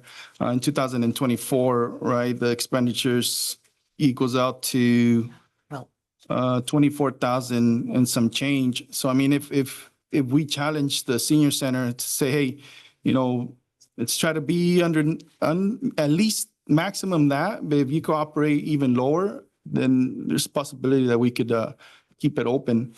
And that's just, that's just the reason. I have a few other ones, for the corrections as well. The inmates, the meals, right? We were budgeted $157,000 and we're at $224,000 in 2024. So we went over budget. And then for option 1, 2, and 3, we're asking for $220,000. Let's feed them MREs. It's good enough for our soldiers. It's should be good enough for inmates. That's another option there, but that's a discussion that whatever contracts or whatever, we need to discuss to see if it lets us. So, I mean, I'm fully committed to meet with the finance subcommittee and tackle this. So, And if we did that and we could have our software up and we could go in and look and see correct what those expenses were. Correct. So, I mean, I'd rather we tighten our belts and instead of raising taxes, let's tighten up our belts and see where we could cut. Well, Ms. Hart. One of the things that we got to remember too is even as we're looking at figuring out the end of this year, as far as that budget goes, we did experience a lot of inflation in this past year. A lot of things went up. I think one of the things that you guys talked about, and I remember talking with Ms. Sable about, is just utilities. Our utility taxes all went up. Our salaries all went up. Various changes in rental fees went up. All those things went up. They're not going to go down next year. So you've got that to look forward to as well. So the business of trying to do, whatever hiring freezes that you can do. We've already looked at 6, 7 different spots. Six for 2024. Yeah.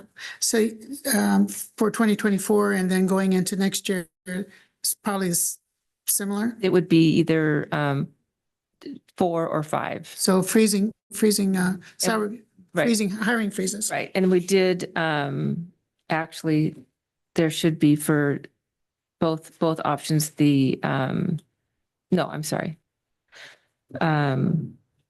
We did add another position in here after we received the information on the IRS and the Spillman. So just let me just go on that same thing. In addition to the inflation, the hiring freezes, tightening up all of the budgets that we're able to do. It seems we also want to remember that we still have to do some quality of life issues in this community. That's why people come here to live.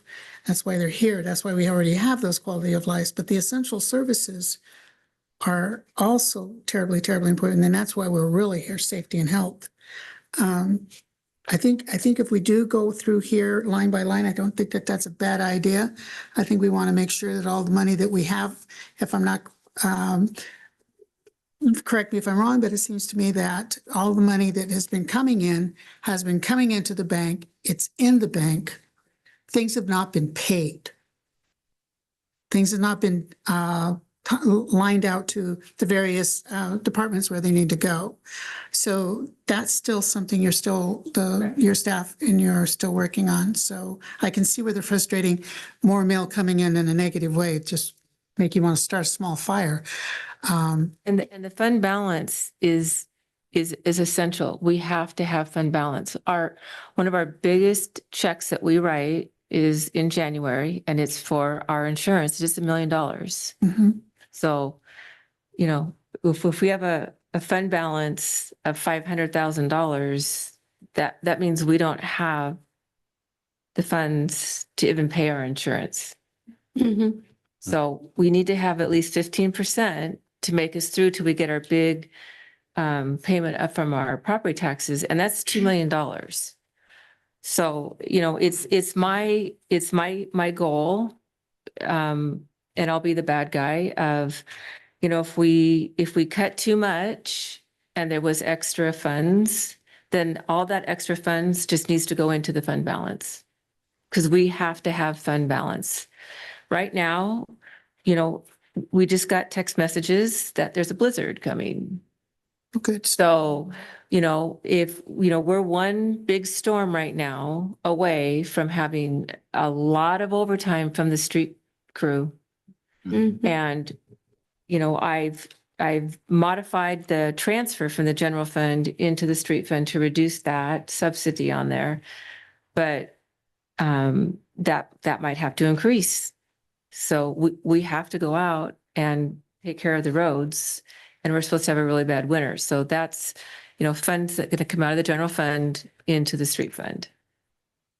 So that what we have in the general fund is just very volatile right now. It's just, it's a moving target, and I'm watching what's coming in and what's being spent. Every time we do payroll, every time we do AP of just, okay, now where is everything at? Where are we at now? And I have a different copy than you guys do that I'm kind of, adjusting as we're going. And it's not looking good. But I welcome the idea of having the finance committee meet and go over this. And that way, you as a finance committee can explain to your constituents and to your fellow council members of, what we did go through to get to this point. Well, and I think that's one of the purposes of these subcommittees is to work with staff and gain, it's the big part of it is for the members of council to get an understanding of what staff is working on. But I think this is an opportunity for council to really get involved in the kinds of struggles that we expect our finance directors to get involved in. And also, apparently, there's a lack of reporting that's been happening over the last few years that we need to figure out and make sure doesn't happen. And this is an opportunity for council to get in on those reports and get a full understanding. What I would like to ensure through all of this, though, is because our subcommittee on finance is three council members. And I would like us on council, all the rest of us, to get regular reports on what's going on. So if you meet 3 times a week, I would love to see 3 reports saying, okay, this is what we've talked about. And then you can come to council meetings and give a report on, what maybe is recommended, what you've talked about, what some ideas are. I think there's as many ideas out there as there are people in this room. Some of them are going to be better than others. And trying to figure out which is the best way for all of us to go is the big challenge. We are working with a very finite amount of dollars, and we have to be extremely careful in how we commit them. We don't want to shut the city down. We don't want to bankrupt the city. So on the one hand, okay, we're not offering any services. That sounds horrible, and none of us is willing to go there. Our senior citizens deserve a place to go, as do our young people, but how can we afford to pay for that? So we really have to come up with a balance. Are we going to cut some services, but not all of them? Are we going to have the pool open for only 2 months instead of 4? I mean, what kinds of things can we do? Can we compromise to make all of this kind of thing work? And so if we've got 3 members of council who are willing to tear into that with you, and you're willing to work with them, and you feel like you can make some progress on that, I'm feeling that might be the direction to go. Mr. City Manager, do you want to comment on that at all? No, I'm just watching the group and taking it in, but again, it's a Herculean task, and I think the frustrating part is every day some new bill comes in or something that should have been done that wasn't. And I certainly don't want to harp on the past, but I think we need to get through this year, tighten our belts, and I am really hopeful late 25, 26 are going to be really, really fruitful years for us, but it's going to be a tough year for us. And it's not something, I want to go through. And, I monitor social media closely. I truly understand the concerns of the citizens and the stakeholders. And I want to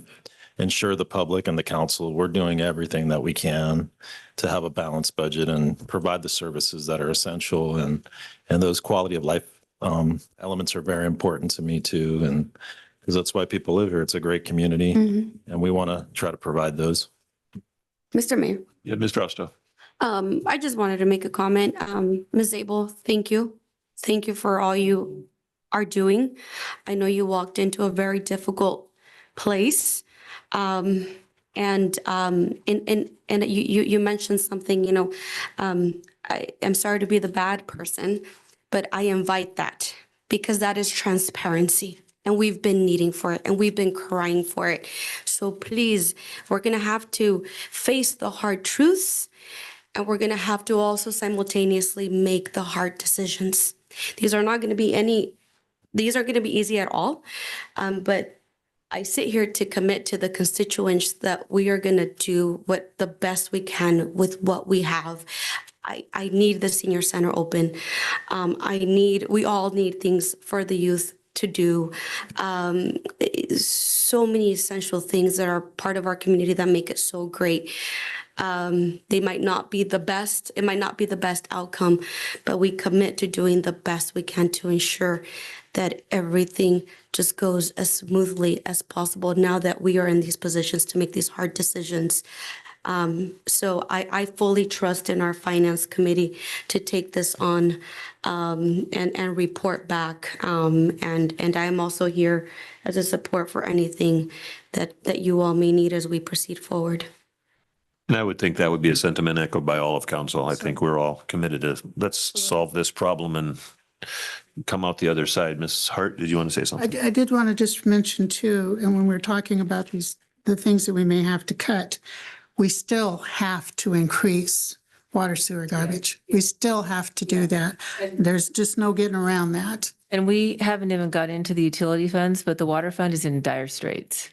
It is, I don't even know if we're going to have fund balance for the water fund, which is unheard of to not have a fund balance in the water fund. It's just, that's unreal.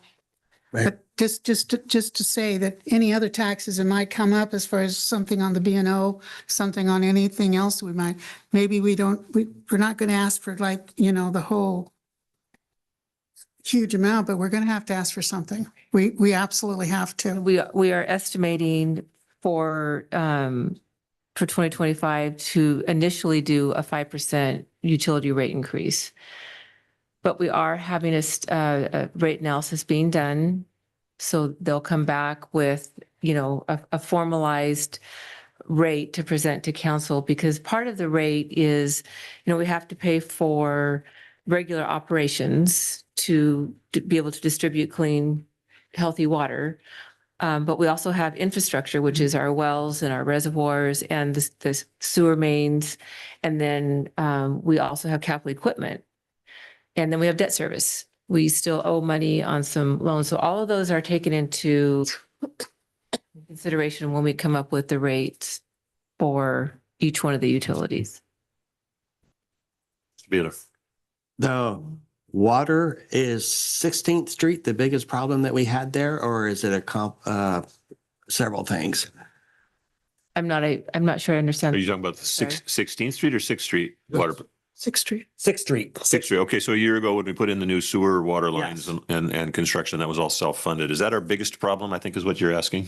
Yeah. Well, yeah, using that as the match was one issue, but not having done regular utility rate increases is another one. The power bill goes up every year. Gas goes up every year. Water, sewer, and garbage go up every year. And they have to go up because we have huge power expenses to run all the lift stations, all the pump stations, all the telemetry. It's whenever the power goes up, we have to pay the same thing. But it has a couple more zeros on the end of it. So even if we didn't have salary increases, which we do, we would have to raise the rates to be able to accommodate that. Our risk management insurance goes up all the time. Every time there's a sewer backup or a water main break or something, the insurance company comes in and takes care of those. But just like our homeowners insurance, every claim you make is a ding. So we have a lot of claims And we also have a lot of, payroll claims that are sitting in the sidelines waiting to have action taken on those. So there's a lot of stuff that's going on that is causing increases to expenditures. Do we not have programmed in our water rates anyway, regular increases? Because we had also talked about that some years ago. I want to say it was 16, 17, somewhere in there, where we had talked about how we hadn't raised water rates for quite a long time. And so we had a long discussion about that and decided, okay, we're going to raise it and then they're going to go up regularly. What I've seen is when you do water rates, it's usually for 3 years. And there's, an ordinance that covers the 3 years. So you're only doing water rate. Okay. There's an increase every year, but it's been taken care of one year the rates will go up each year. We You don't pass it for 3 do years. A not rate just one. analysis usually So every 3 our years. 3 years is up and was time. I don't know if there wasn't one done for 24. Okay, so that's when our year. Right. was- And I don't know if one was done in 23. No, I'd have to go back and look. I'd have to look, but I know that in the 3 years before that, that's when we agreed to do that. So maybe we were at the end of our 3 years and we were supposed to, on track to increase them again. Right. That's what I'm And I mean, remembering. right now we have, HLA did a storm water rate analysis. And that has not even been finalized. We haven't even finalized that yet. So, and that would be a reduction. What they had proposed was a reduction for single family, although it would probably be an increase for commercial. So the residential folks are, in a sense, being penalized right now because that has not been adopted.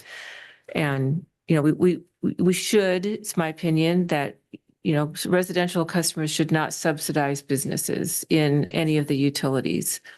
So that's one of the things that is the Right. goal. That simply hasn't been brought back to council for us to vote on yet. So I think we got a plan that we couldn't understand when it was presented to us and we wanted to have it clarified and then we haven't seen it back again. So We can work on that. Okay. further questions or comments? Mr. Deputy Mayor. So just thank you, Ms. Sable, for not sugarcoating things and saying it how it is. I appreciate that. I'd rather see this and tackle it than, The best. than not. So thank you. And I'm fully committed, like I said. So let's meet, as soon as tomorrow, whenever you have time and, tackle this.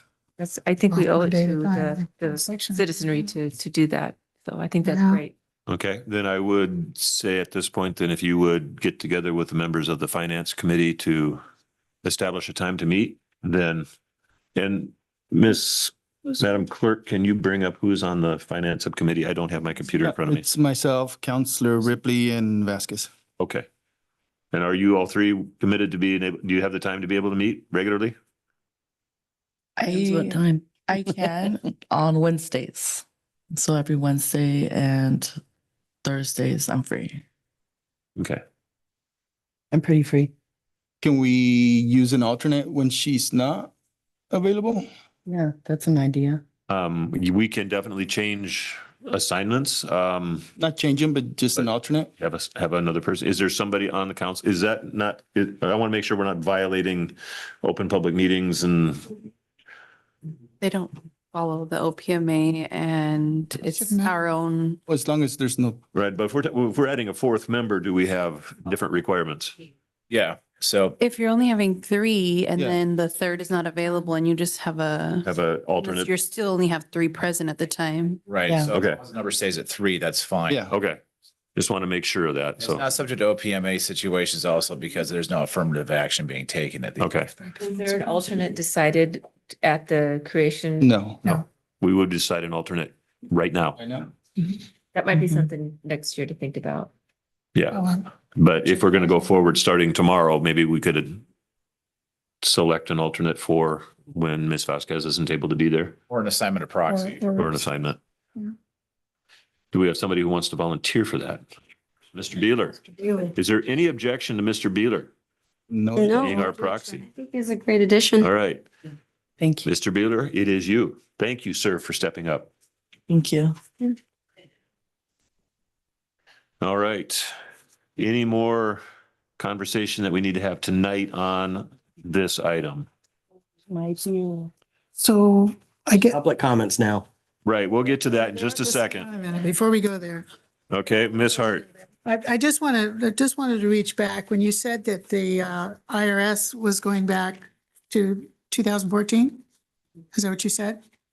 Yes, and So you went through, during that time, we went through, how many city managers did we go through? 2014, it was Mr. Day, and then Mr. Casey, and then Then Ms. Miss- Alba. And then the mayors that time, Jim Mastucci was in there for Mr. 4 years. Mr. Restucci, Mr. Guerrero.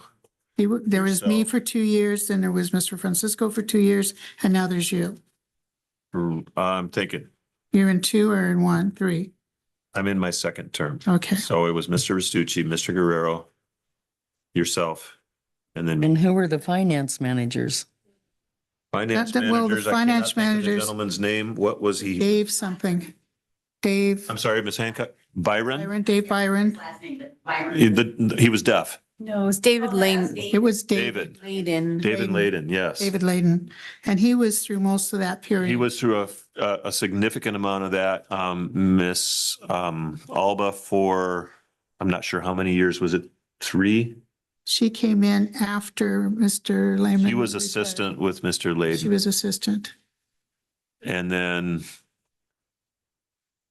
after that, it was Miss Horner At the very tail end. at the very end, yes, for a couple of years. So there's, the fact is that we had, and the council as a whole had in 2014, knew that they needed to pay the IRS, thought it had been done.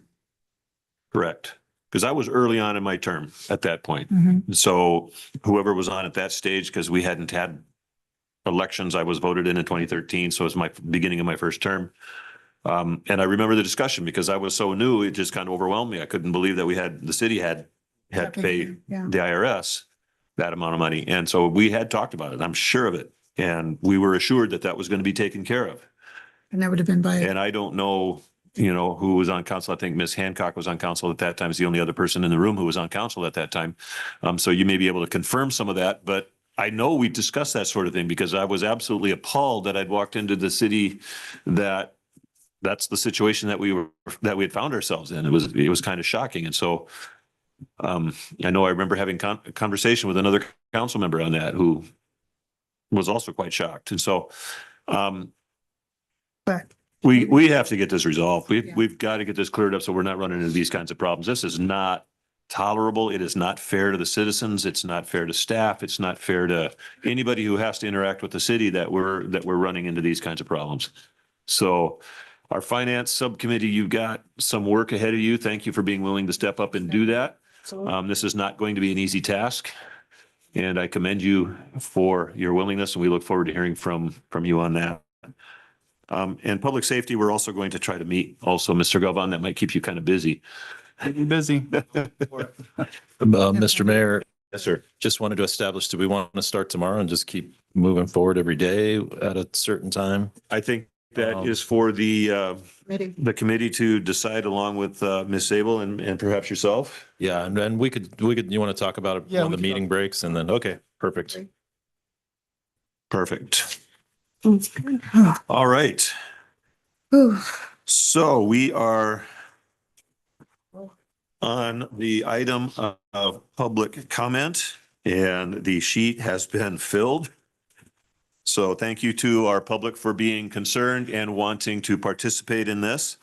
And the first name on my list is Sherry Holden. Holden, please, and I'd like to ask that please try to keep your comments to 3 minutes. Approach the microphone, state your name, city of residence, and then make your comments. Thanks. Sherry Holden, Sunnyside, Washington. Here to talk about the senior center. Come January, I will have been the president there for 8 years. And I have activities for the seniors almost 7 days a week. I have 40 to 60 seniors that visit the center every day and use and do things in there. I have my dailies event sheet here if you guys would like that. As for your budget, I think it's way more than what I spent. Way more. And maybe it's true, like she said, that things got designated in the wrong areas. But I can help you because up until 2 years ago, we, the seniors, took care of that center. All its finances. Okay? 2 years ago, city manager came and said, we want to help. The city wants to help. So they buy all of our office supplies or supplies such as bowls, dishes, silverware, napkins, paper towels, etc. Keep it. We can do it. We did it before. The seniors of Sunnyside can do it again. So if you just give us the basics, the lights, the water, the internet, we will take care of the rest. We will make our activities continue to happen. We will make the doors still open and available for the seniors. Here, here. Thank you. All right, thank you. Thank You're you. welcome. Please, no applause. Sorry. Teresa Hancock. I'm here for the same reason, Teresa Hancock, Sunnyside. I want to talk to you about the senior center. And I also want to say, where would we have not been if there hadn't been 4 of you that voted out the last city manager and the last finance director? And you guys deserve praise for that. I mean, that's a hard job, especially you guys being new like you were. So, you know, that's a good job. So I'd hate to think where we'd be right now. But about the senior center, I went through this and I am elderly now.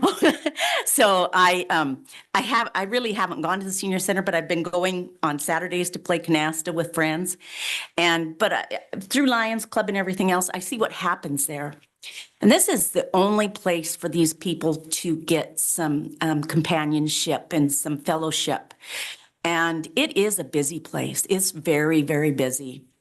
And there's 5 days a week that Meals for Wheels is there, feeding these people. These are some of the only meals these people get is at the senior center. It's not just to go and recreate. It's the only companionship, the only meals. Sherry does all this volunteer. 7 days a week, that girl's down there. She does it volunteer. She doesn't take a dime. This is the best thing that the city does for the least amount of money. You're talking for 2024, you're looking at $24,873. And that's not going to go away with the insurance and the utility services. So we're talking, you know, probably under $20,000 for the citizens, the senior citizens who have very little to do, to come out and get together and, you know, do potlucks and that kind of thing. So, you know, for the bang for the buck, I know you guys got tough decisions to make, but this is one that I think is kind of a no-brainer, that's a difficult one to take away for that amount of money. So thank you. Thank you. Next name is Jim Stevens.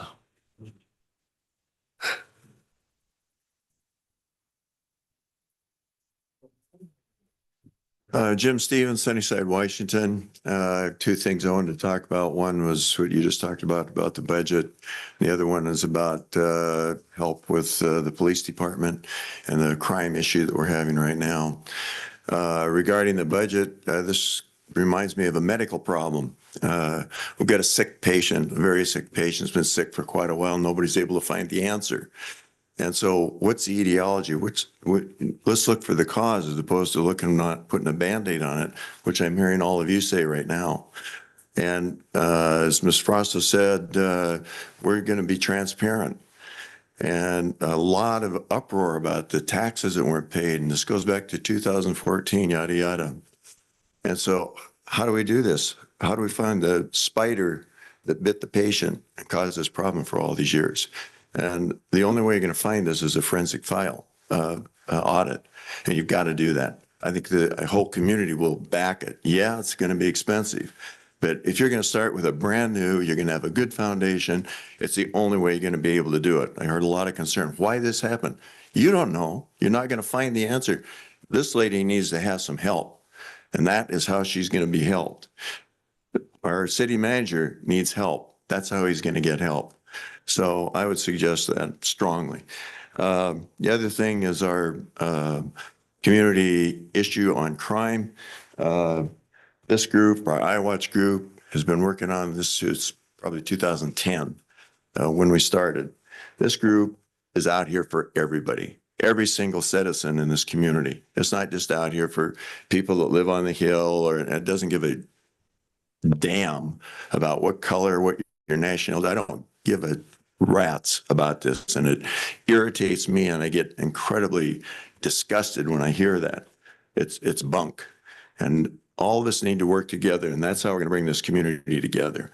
And so for our iWatch group, what we want to do, we've actually had a meeting. George was there, the chief. We had several members there. The city attorney was on. And so we have businesses that have been attacked. We are under attack. We're going to ruin this damn community economically if we don't have people here and they're leaving because of it. And so we had these people showed up. It was great. We had a wonderful meeting. And so we said, well, let's meet in the council chambers. That was great. Dave Swales got a bunch of people. He's already scheduled them. We had the schedule made and came up and said, well, this may not be a bad idea because it looks like the city's partnering with this private group and they may go out and shoot somebody. That's not going to happen. That we need to have a real serious discussion about that. Those things are not going to happen. One reason we want to work with the police department is to assure that those things don't. Can I finish this, please? This is really important. Finish your thoughts, sir. Then. Thank you. Is we don't want something like that to happen. And so what are you going to do as citizens go out? They don't know these things. We're going to do the best we can. Everybody that's in this or belongs to it is going to, and we're trying to get every citizen so we can canvass the whole community. But right now we need to canvass these downtown businesses so they're not being attacked at night. And we have people out there that are out there 3, 4, 5 in the morning. I've been out there twice. It's amazing what you see is all around. Here's some, all of a sudden they're walking this way, walking that way. There's no reason for them to be doing that. And for a long time, I've always circled around my own neighborhood. It's amazing what you see. And if we can do that, we're going to deter this. And that's the idea, is deter it. We don't want citizens getting involved, getting injured themselves, creating problems for the police department or the city. And for heaven's sake, the last thing you need is a lawsuit or someplace that you're going to have to spend more money that we already don't have. So if we're going to do this, the citizens have mandatorily have got to help our community. They have to help our police in order to thwart this issue. And there's a great way to do it. And I truly believe that we can do it. And I think we have the council and the city staff now that can make this happen. And I really like to get your support to do that. And we'd really want to use this council chambers for our meetings so that Dave Swales and all the people he's invited, he doesn't have to go out and uninvite all of them. It looks unstable. If that's a problem, we can meet in church. We've had offers to meet in churches and we can do that. All right. Thank you, sir. Yeah, I have another story. Would you like? I'm sure you do. Yes. And I'll hang around afterwards to hear it, sir. Next name on my list is Sis Kennard.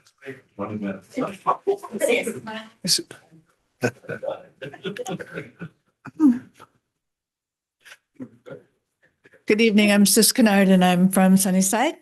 And I just have so many things to share. But first of all, I've been getting calls going, Sis, did you know that they're going to cut the museum? Well, you know what? I'm kind of with Sherry. We're okay. We can take care of ourselves. I've never even been able to find a line item that says museum. So I don't know exactly what you're going to cut, but we're fine. The only thing is, it would be nice if we didn't use the word cut. Maybe if we are going to put it on hold or something some different terminology the public might take a little bit better. So just think about that. I do want to say, and I'm probably going to get more phone calls. As far as the community center goes, I think if you just look at the fact that it's only open from 10 to 4, and they got 3 staff members there.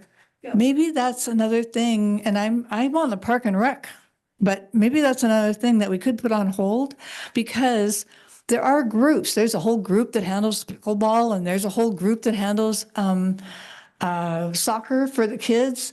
And so, maybe that's a biggie that we might need to really take a look at and convince the community that it's okay, that we can just put it on hold for a year and make that work.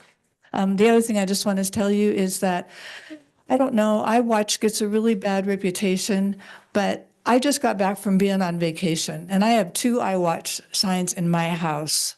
And so I watch my neighbors, and the next thing I know, my neighbors are calling me going, "Where were you? You didn't tell us you were leaving town." And so that's what iWatch is about. iWatch is about a neighborhood taking care of neighbors. And so if we could just get some cooperation, some respect, we're more than willing to become that community group. I believed in the Citizens Patrol. I have a friend in another community, and that's what she does.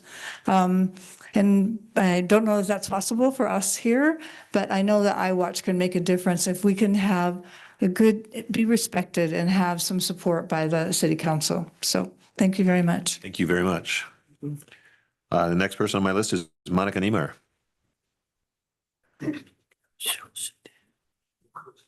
I know, honey, we're singing.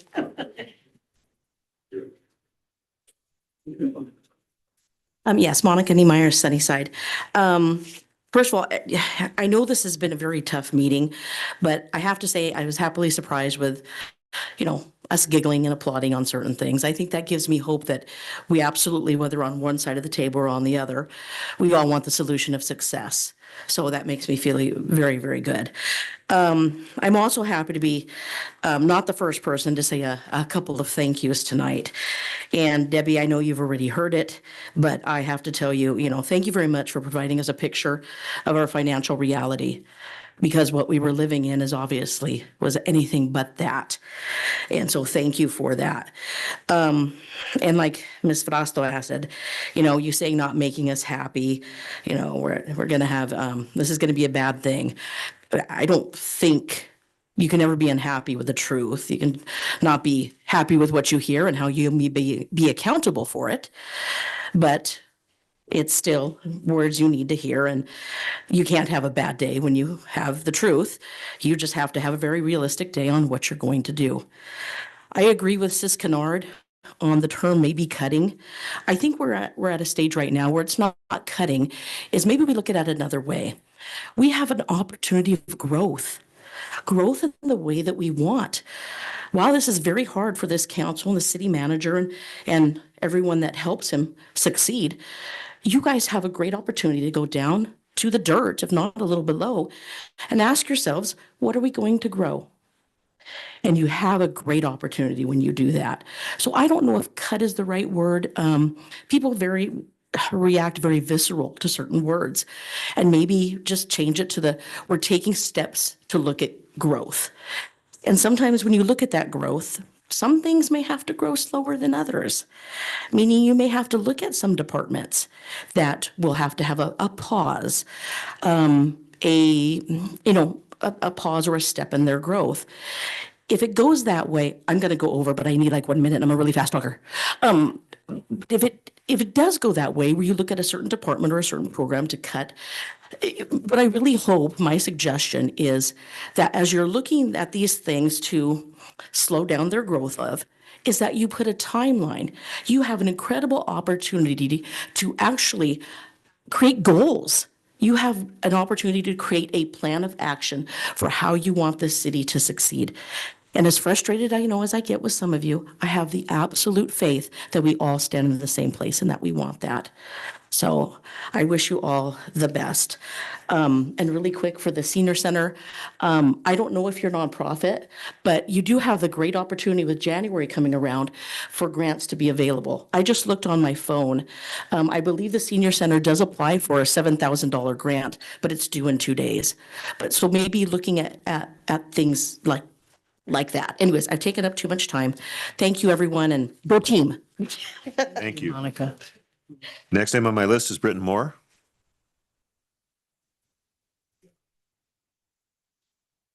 Good evening, everyone. Britton Moore, Sunnyside. Quickly, big proponent of the senior center. My mom was a volunteer there for years. We can make it happen. They've lived here and worked here all their lives. Let's take care of them. There's other places we can put things on pause. I'd like to talk about the curfew. Last night was my first night, my volunteer night to drive around town and keep a watch on our neighborhoods and our businesses downtown. 99.9% of our children will not be affected by this curfew. They're at parties, they're gaming, they're at home. They're not out riding their bike. It's not Sally and Billy riding around with ice cream cones. These guys are riding around on hoods and masks late at night. Have any of you driven around late at night? I have. Karen, I was at your business last night. Marty, at the front of your business as well. I'm not just driving around looking at my business or at Dave's business. I'm hiding with my lights off, waiting for people to lurk. The minute an officer drives down 6th Street, guess what? The creepy crawlies come out. We have a number to dispatch, and we call dispatch, or we get hold of an officer who's somewhere here in town, and they go take care of it. We don't get out of our cars. We don't approach them. We don't talk to them. That is not our job. Our job is to shine a light on these fools driving around town causing mischief. What did your moms tell us? She was right. Nothing good happens after midnight. This curfew is not going to affect our kids and their fun that they're having. An officer is going to know if it's just kids riding through town at night on their way home, or if these people are bad people. At least it will give them the option of stopping them and saying, hey, where are you guys going? All we want to do is make this a statement of Sunnyside. Go somewhere else and do this someplace else. Don't do it here in our town. Because every time they get stopped when they're riding around, they're going to get bored of that. They're going to get tired of that. They don't want to talk to the police. They don't want to be seen or heard. I'm telling you, I kept a log last night. Lots of activity. Cops were all over. It was fantastic. Alarms were going off. Again, it happened last night. An officer had passed. Well, these guys know when the cops are driving by. So what do? They come out. They're at the back of our business. They're walking around. A lot of them, they look like they're trying to be harmless, but they've got tools in those bags that they carry to break windows or to get into cars or get into vehicles. Over $40,000 in damage at TJ's Refrigeration. Yes, we have considered leaving. Yes, it's still an option on the table. We don't have to be in downtown Sunnyside. On that note, the lights on the west side of 6th between Blaine and Decatur are not working, and they haven't worked for almost couple of years since construction. So I don't know if that's something that can be fixed, but it's those dark areas where they hide. So I want to thank Jim Stevens for organizing the neighborhood watch, because though I'm tired, it's important. It's important to take care of each other and watch each other. And that's what we'd like to do. That's what this curfew will do. So get creative with it, but it's really just targeting those ornery people. Thank you so much. All right, thank you. Thank you. Ruby Medina. Good evening, everybody. There are several things that I wanted to talk about. In looking at the budget cuts, the closing the pool, the community center, the senior center, all of that entails social service. And there's a ripple effect when you cut those back.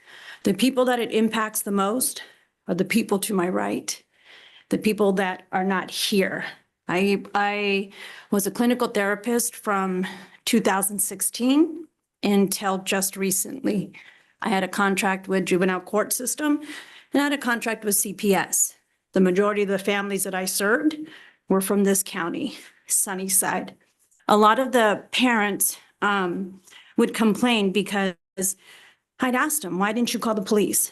Their response was, every time they called the police, because of their age, there was nothing that law enforcement could do. If you had a curfew, at least it gives some leverage to the parents to be able to do something, somebody else to be able to hold them accountable, to be able to say and to enforce that parent authority. You have to, or the social services.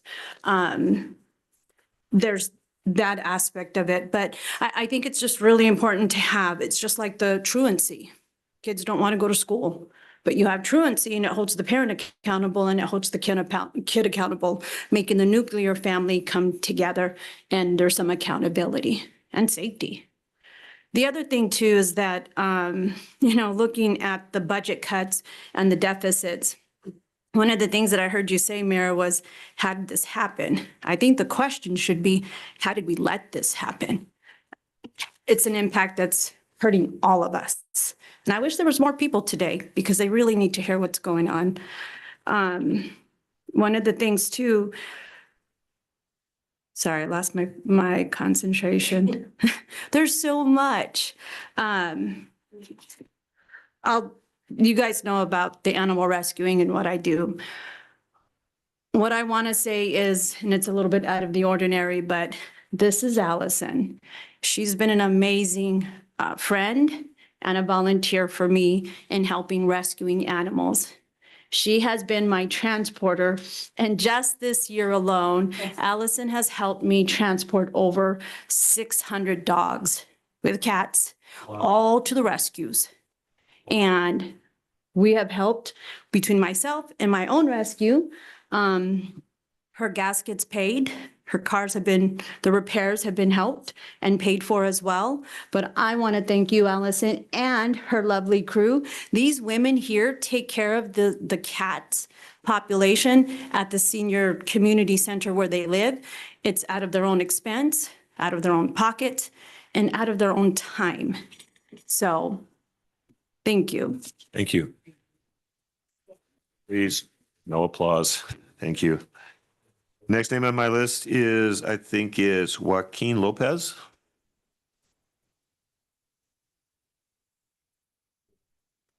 Good evening. My name is Joaquin Lopez. I'm here today to advocate for our most vulnerable, all children, along with our elderly.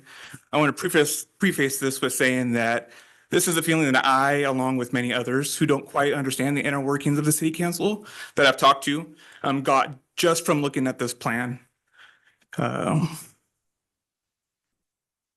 I've been part of the Sunnyside community all my life, graduated from Sunnyside High School in 2006. Currently have 2 children in the school district with another 2 eventually going in. I'm also a board member of the Sunnyside Rotary Swim Team, a club that might not happen if the proposed options are chosen. I am aware of the issues that Sunnyside has had in the past few years and that changes need to happen, and but the changes being offered are not the correct ones with the pool, the community center, the senior center, along with the school resource officer position being dropped. The majority of these cuts that are happening is being targeted towards those that really don't have a voice.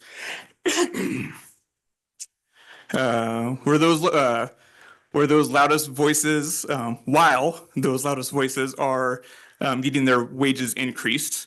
For example, city manager wage is increasing almost 10,000, city clerk almost 10,000.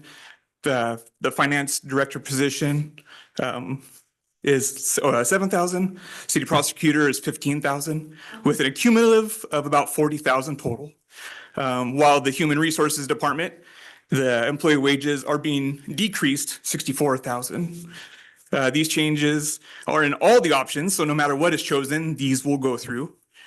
While I am sure missing some nuance, that it just seems crazy to me and kind of hypocritical, especially when the budget plan said in the summary by the city manager / deputy manager, make no mistake, out of necessity for our financial survival of the city, I am proposing a bare bones budget proposal with options to the council to consider respect to reductions.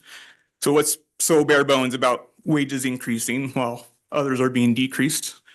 Like I said before, I have 2 children in the school district, 4th and 5th grade in Chief Kamaikan, as well as 6 nieces. I have, I believe having an officer on site and within the school district looks out for the well-being of the children would be better use of the budget. I get a notification at least once every couple of weeks that the school is on lockdown or secure and teach due to criminal activity around the schools. And I feel better knowing that there is a dedicated officer there. With all that's happened throughout the community regarding policing, or the country, that is, regarding policing, I really do believe that the Sunnyside community is extremely lucky to have the professionalism of the Sunnyside Police Department. With the removal of the SRO children who might not have the best outlook on police officers due to actions of other officers outside the community, they will no longer have an officer to look up to or ask questions or being open with. With the stemming gang issues in Sunnyside, the removal of such a program, I can only see this being a cost to the city in the future. Real quick with the swimming pool. I think a better investigation or audit needs to be done regarding that budget specifically. I just don't understand how part-time employee wages can be $123,000 for about a 16-week period. And that's enough for 9 employees to be working 40 hours a week for that entire 16 weeks, as well as $30,000 for a full-time employee who's getting that money, along with the office and operating supplies, which has been brought up earlier today. That budget is $46,000. Why? Where's that money going? Instead of closing, like I said, there just needs to be a investigation or an audit to better create a realistic budget for the pool. All right, sir, I do have to cut you off. Yeah, no, Thank you so much for your comments. Next name on my list is Janet Aguirre.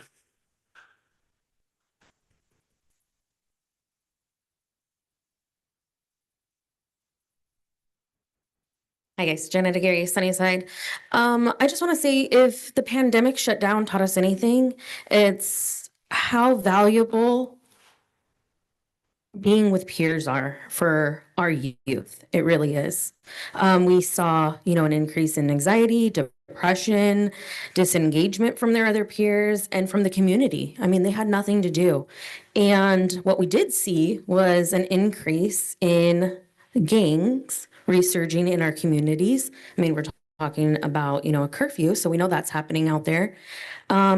So another number that was shared tonight was $380,000 for the pool. In 2024, I don't think that is realistic numbers. I understand there was, they were closed to the schools because there was maintenance that needed to happen. So we didn't have that income that we normally have for 2024. It had to be refilled after that. So I'm sure the water was astronomical. They lost out on lessons the first couple weeks, and they still had staffing even though there was no water in there. They were cleaning the inside. So that was still happening. So for $380,000, there's a couple things that we could do. For instance, the staffing of 2 code enforcement officers could be reconsidered, and an adjustment made there, as there's not really a reflection of revenue from those 2 positions. Also, in the community center, we have 3 employees currently. And why don't we just maintain the programs that we have instead of trying to grow them this next year? I think if we try to maintain, maybe cut registration, it gives some of our youth an opportunity. Keep 1 employee. Why do we have to have 3? Give our youth something. Don't take everything away from them. Because we know what is going to happen. They are going to be on the streets. It's going to be hard to get them back into positive, and it's also going to be hard to get them back into activities. So I just really urge you guys to go line per line, find out where we can make these cuts, and I urge you not to make this on our youth. Thank you. Thank you. And the last person on my list tonight is Allison Wood. Hi, I'm Allison, Sunnyside, and senior center is my biggest thing. I actually suffer from depression and anxiety disorder, and it gets me out of the house and with other people and socialize, and that's so important. Thanksgiving dinners at the senior center with other people, so it's really important to have in the community. Thanks.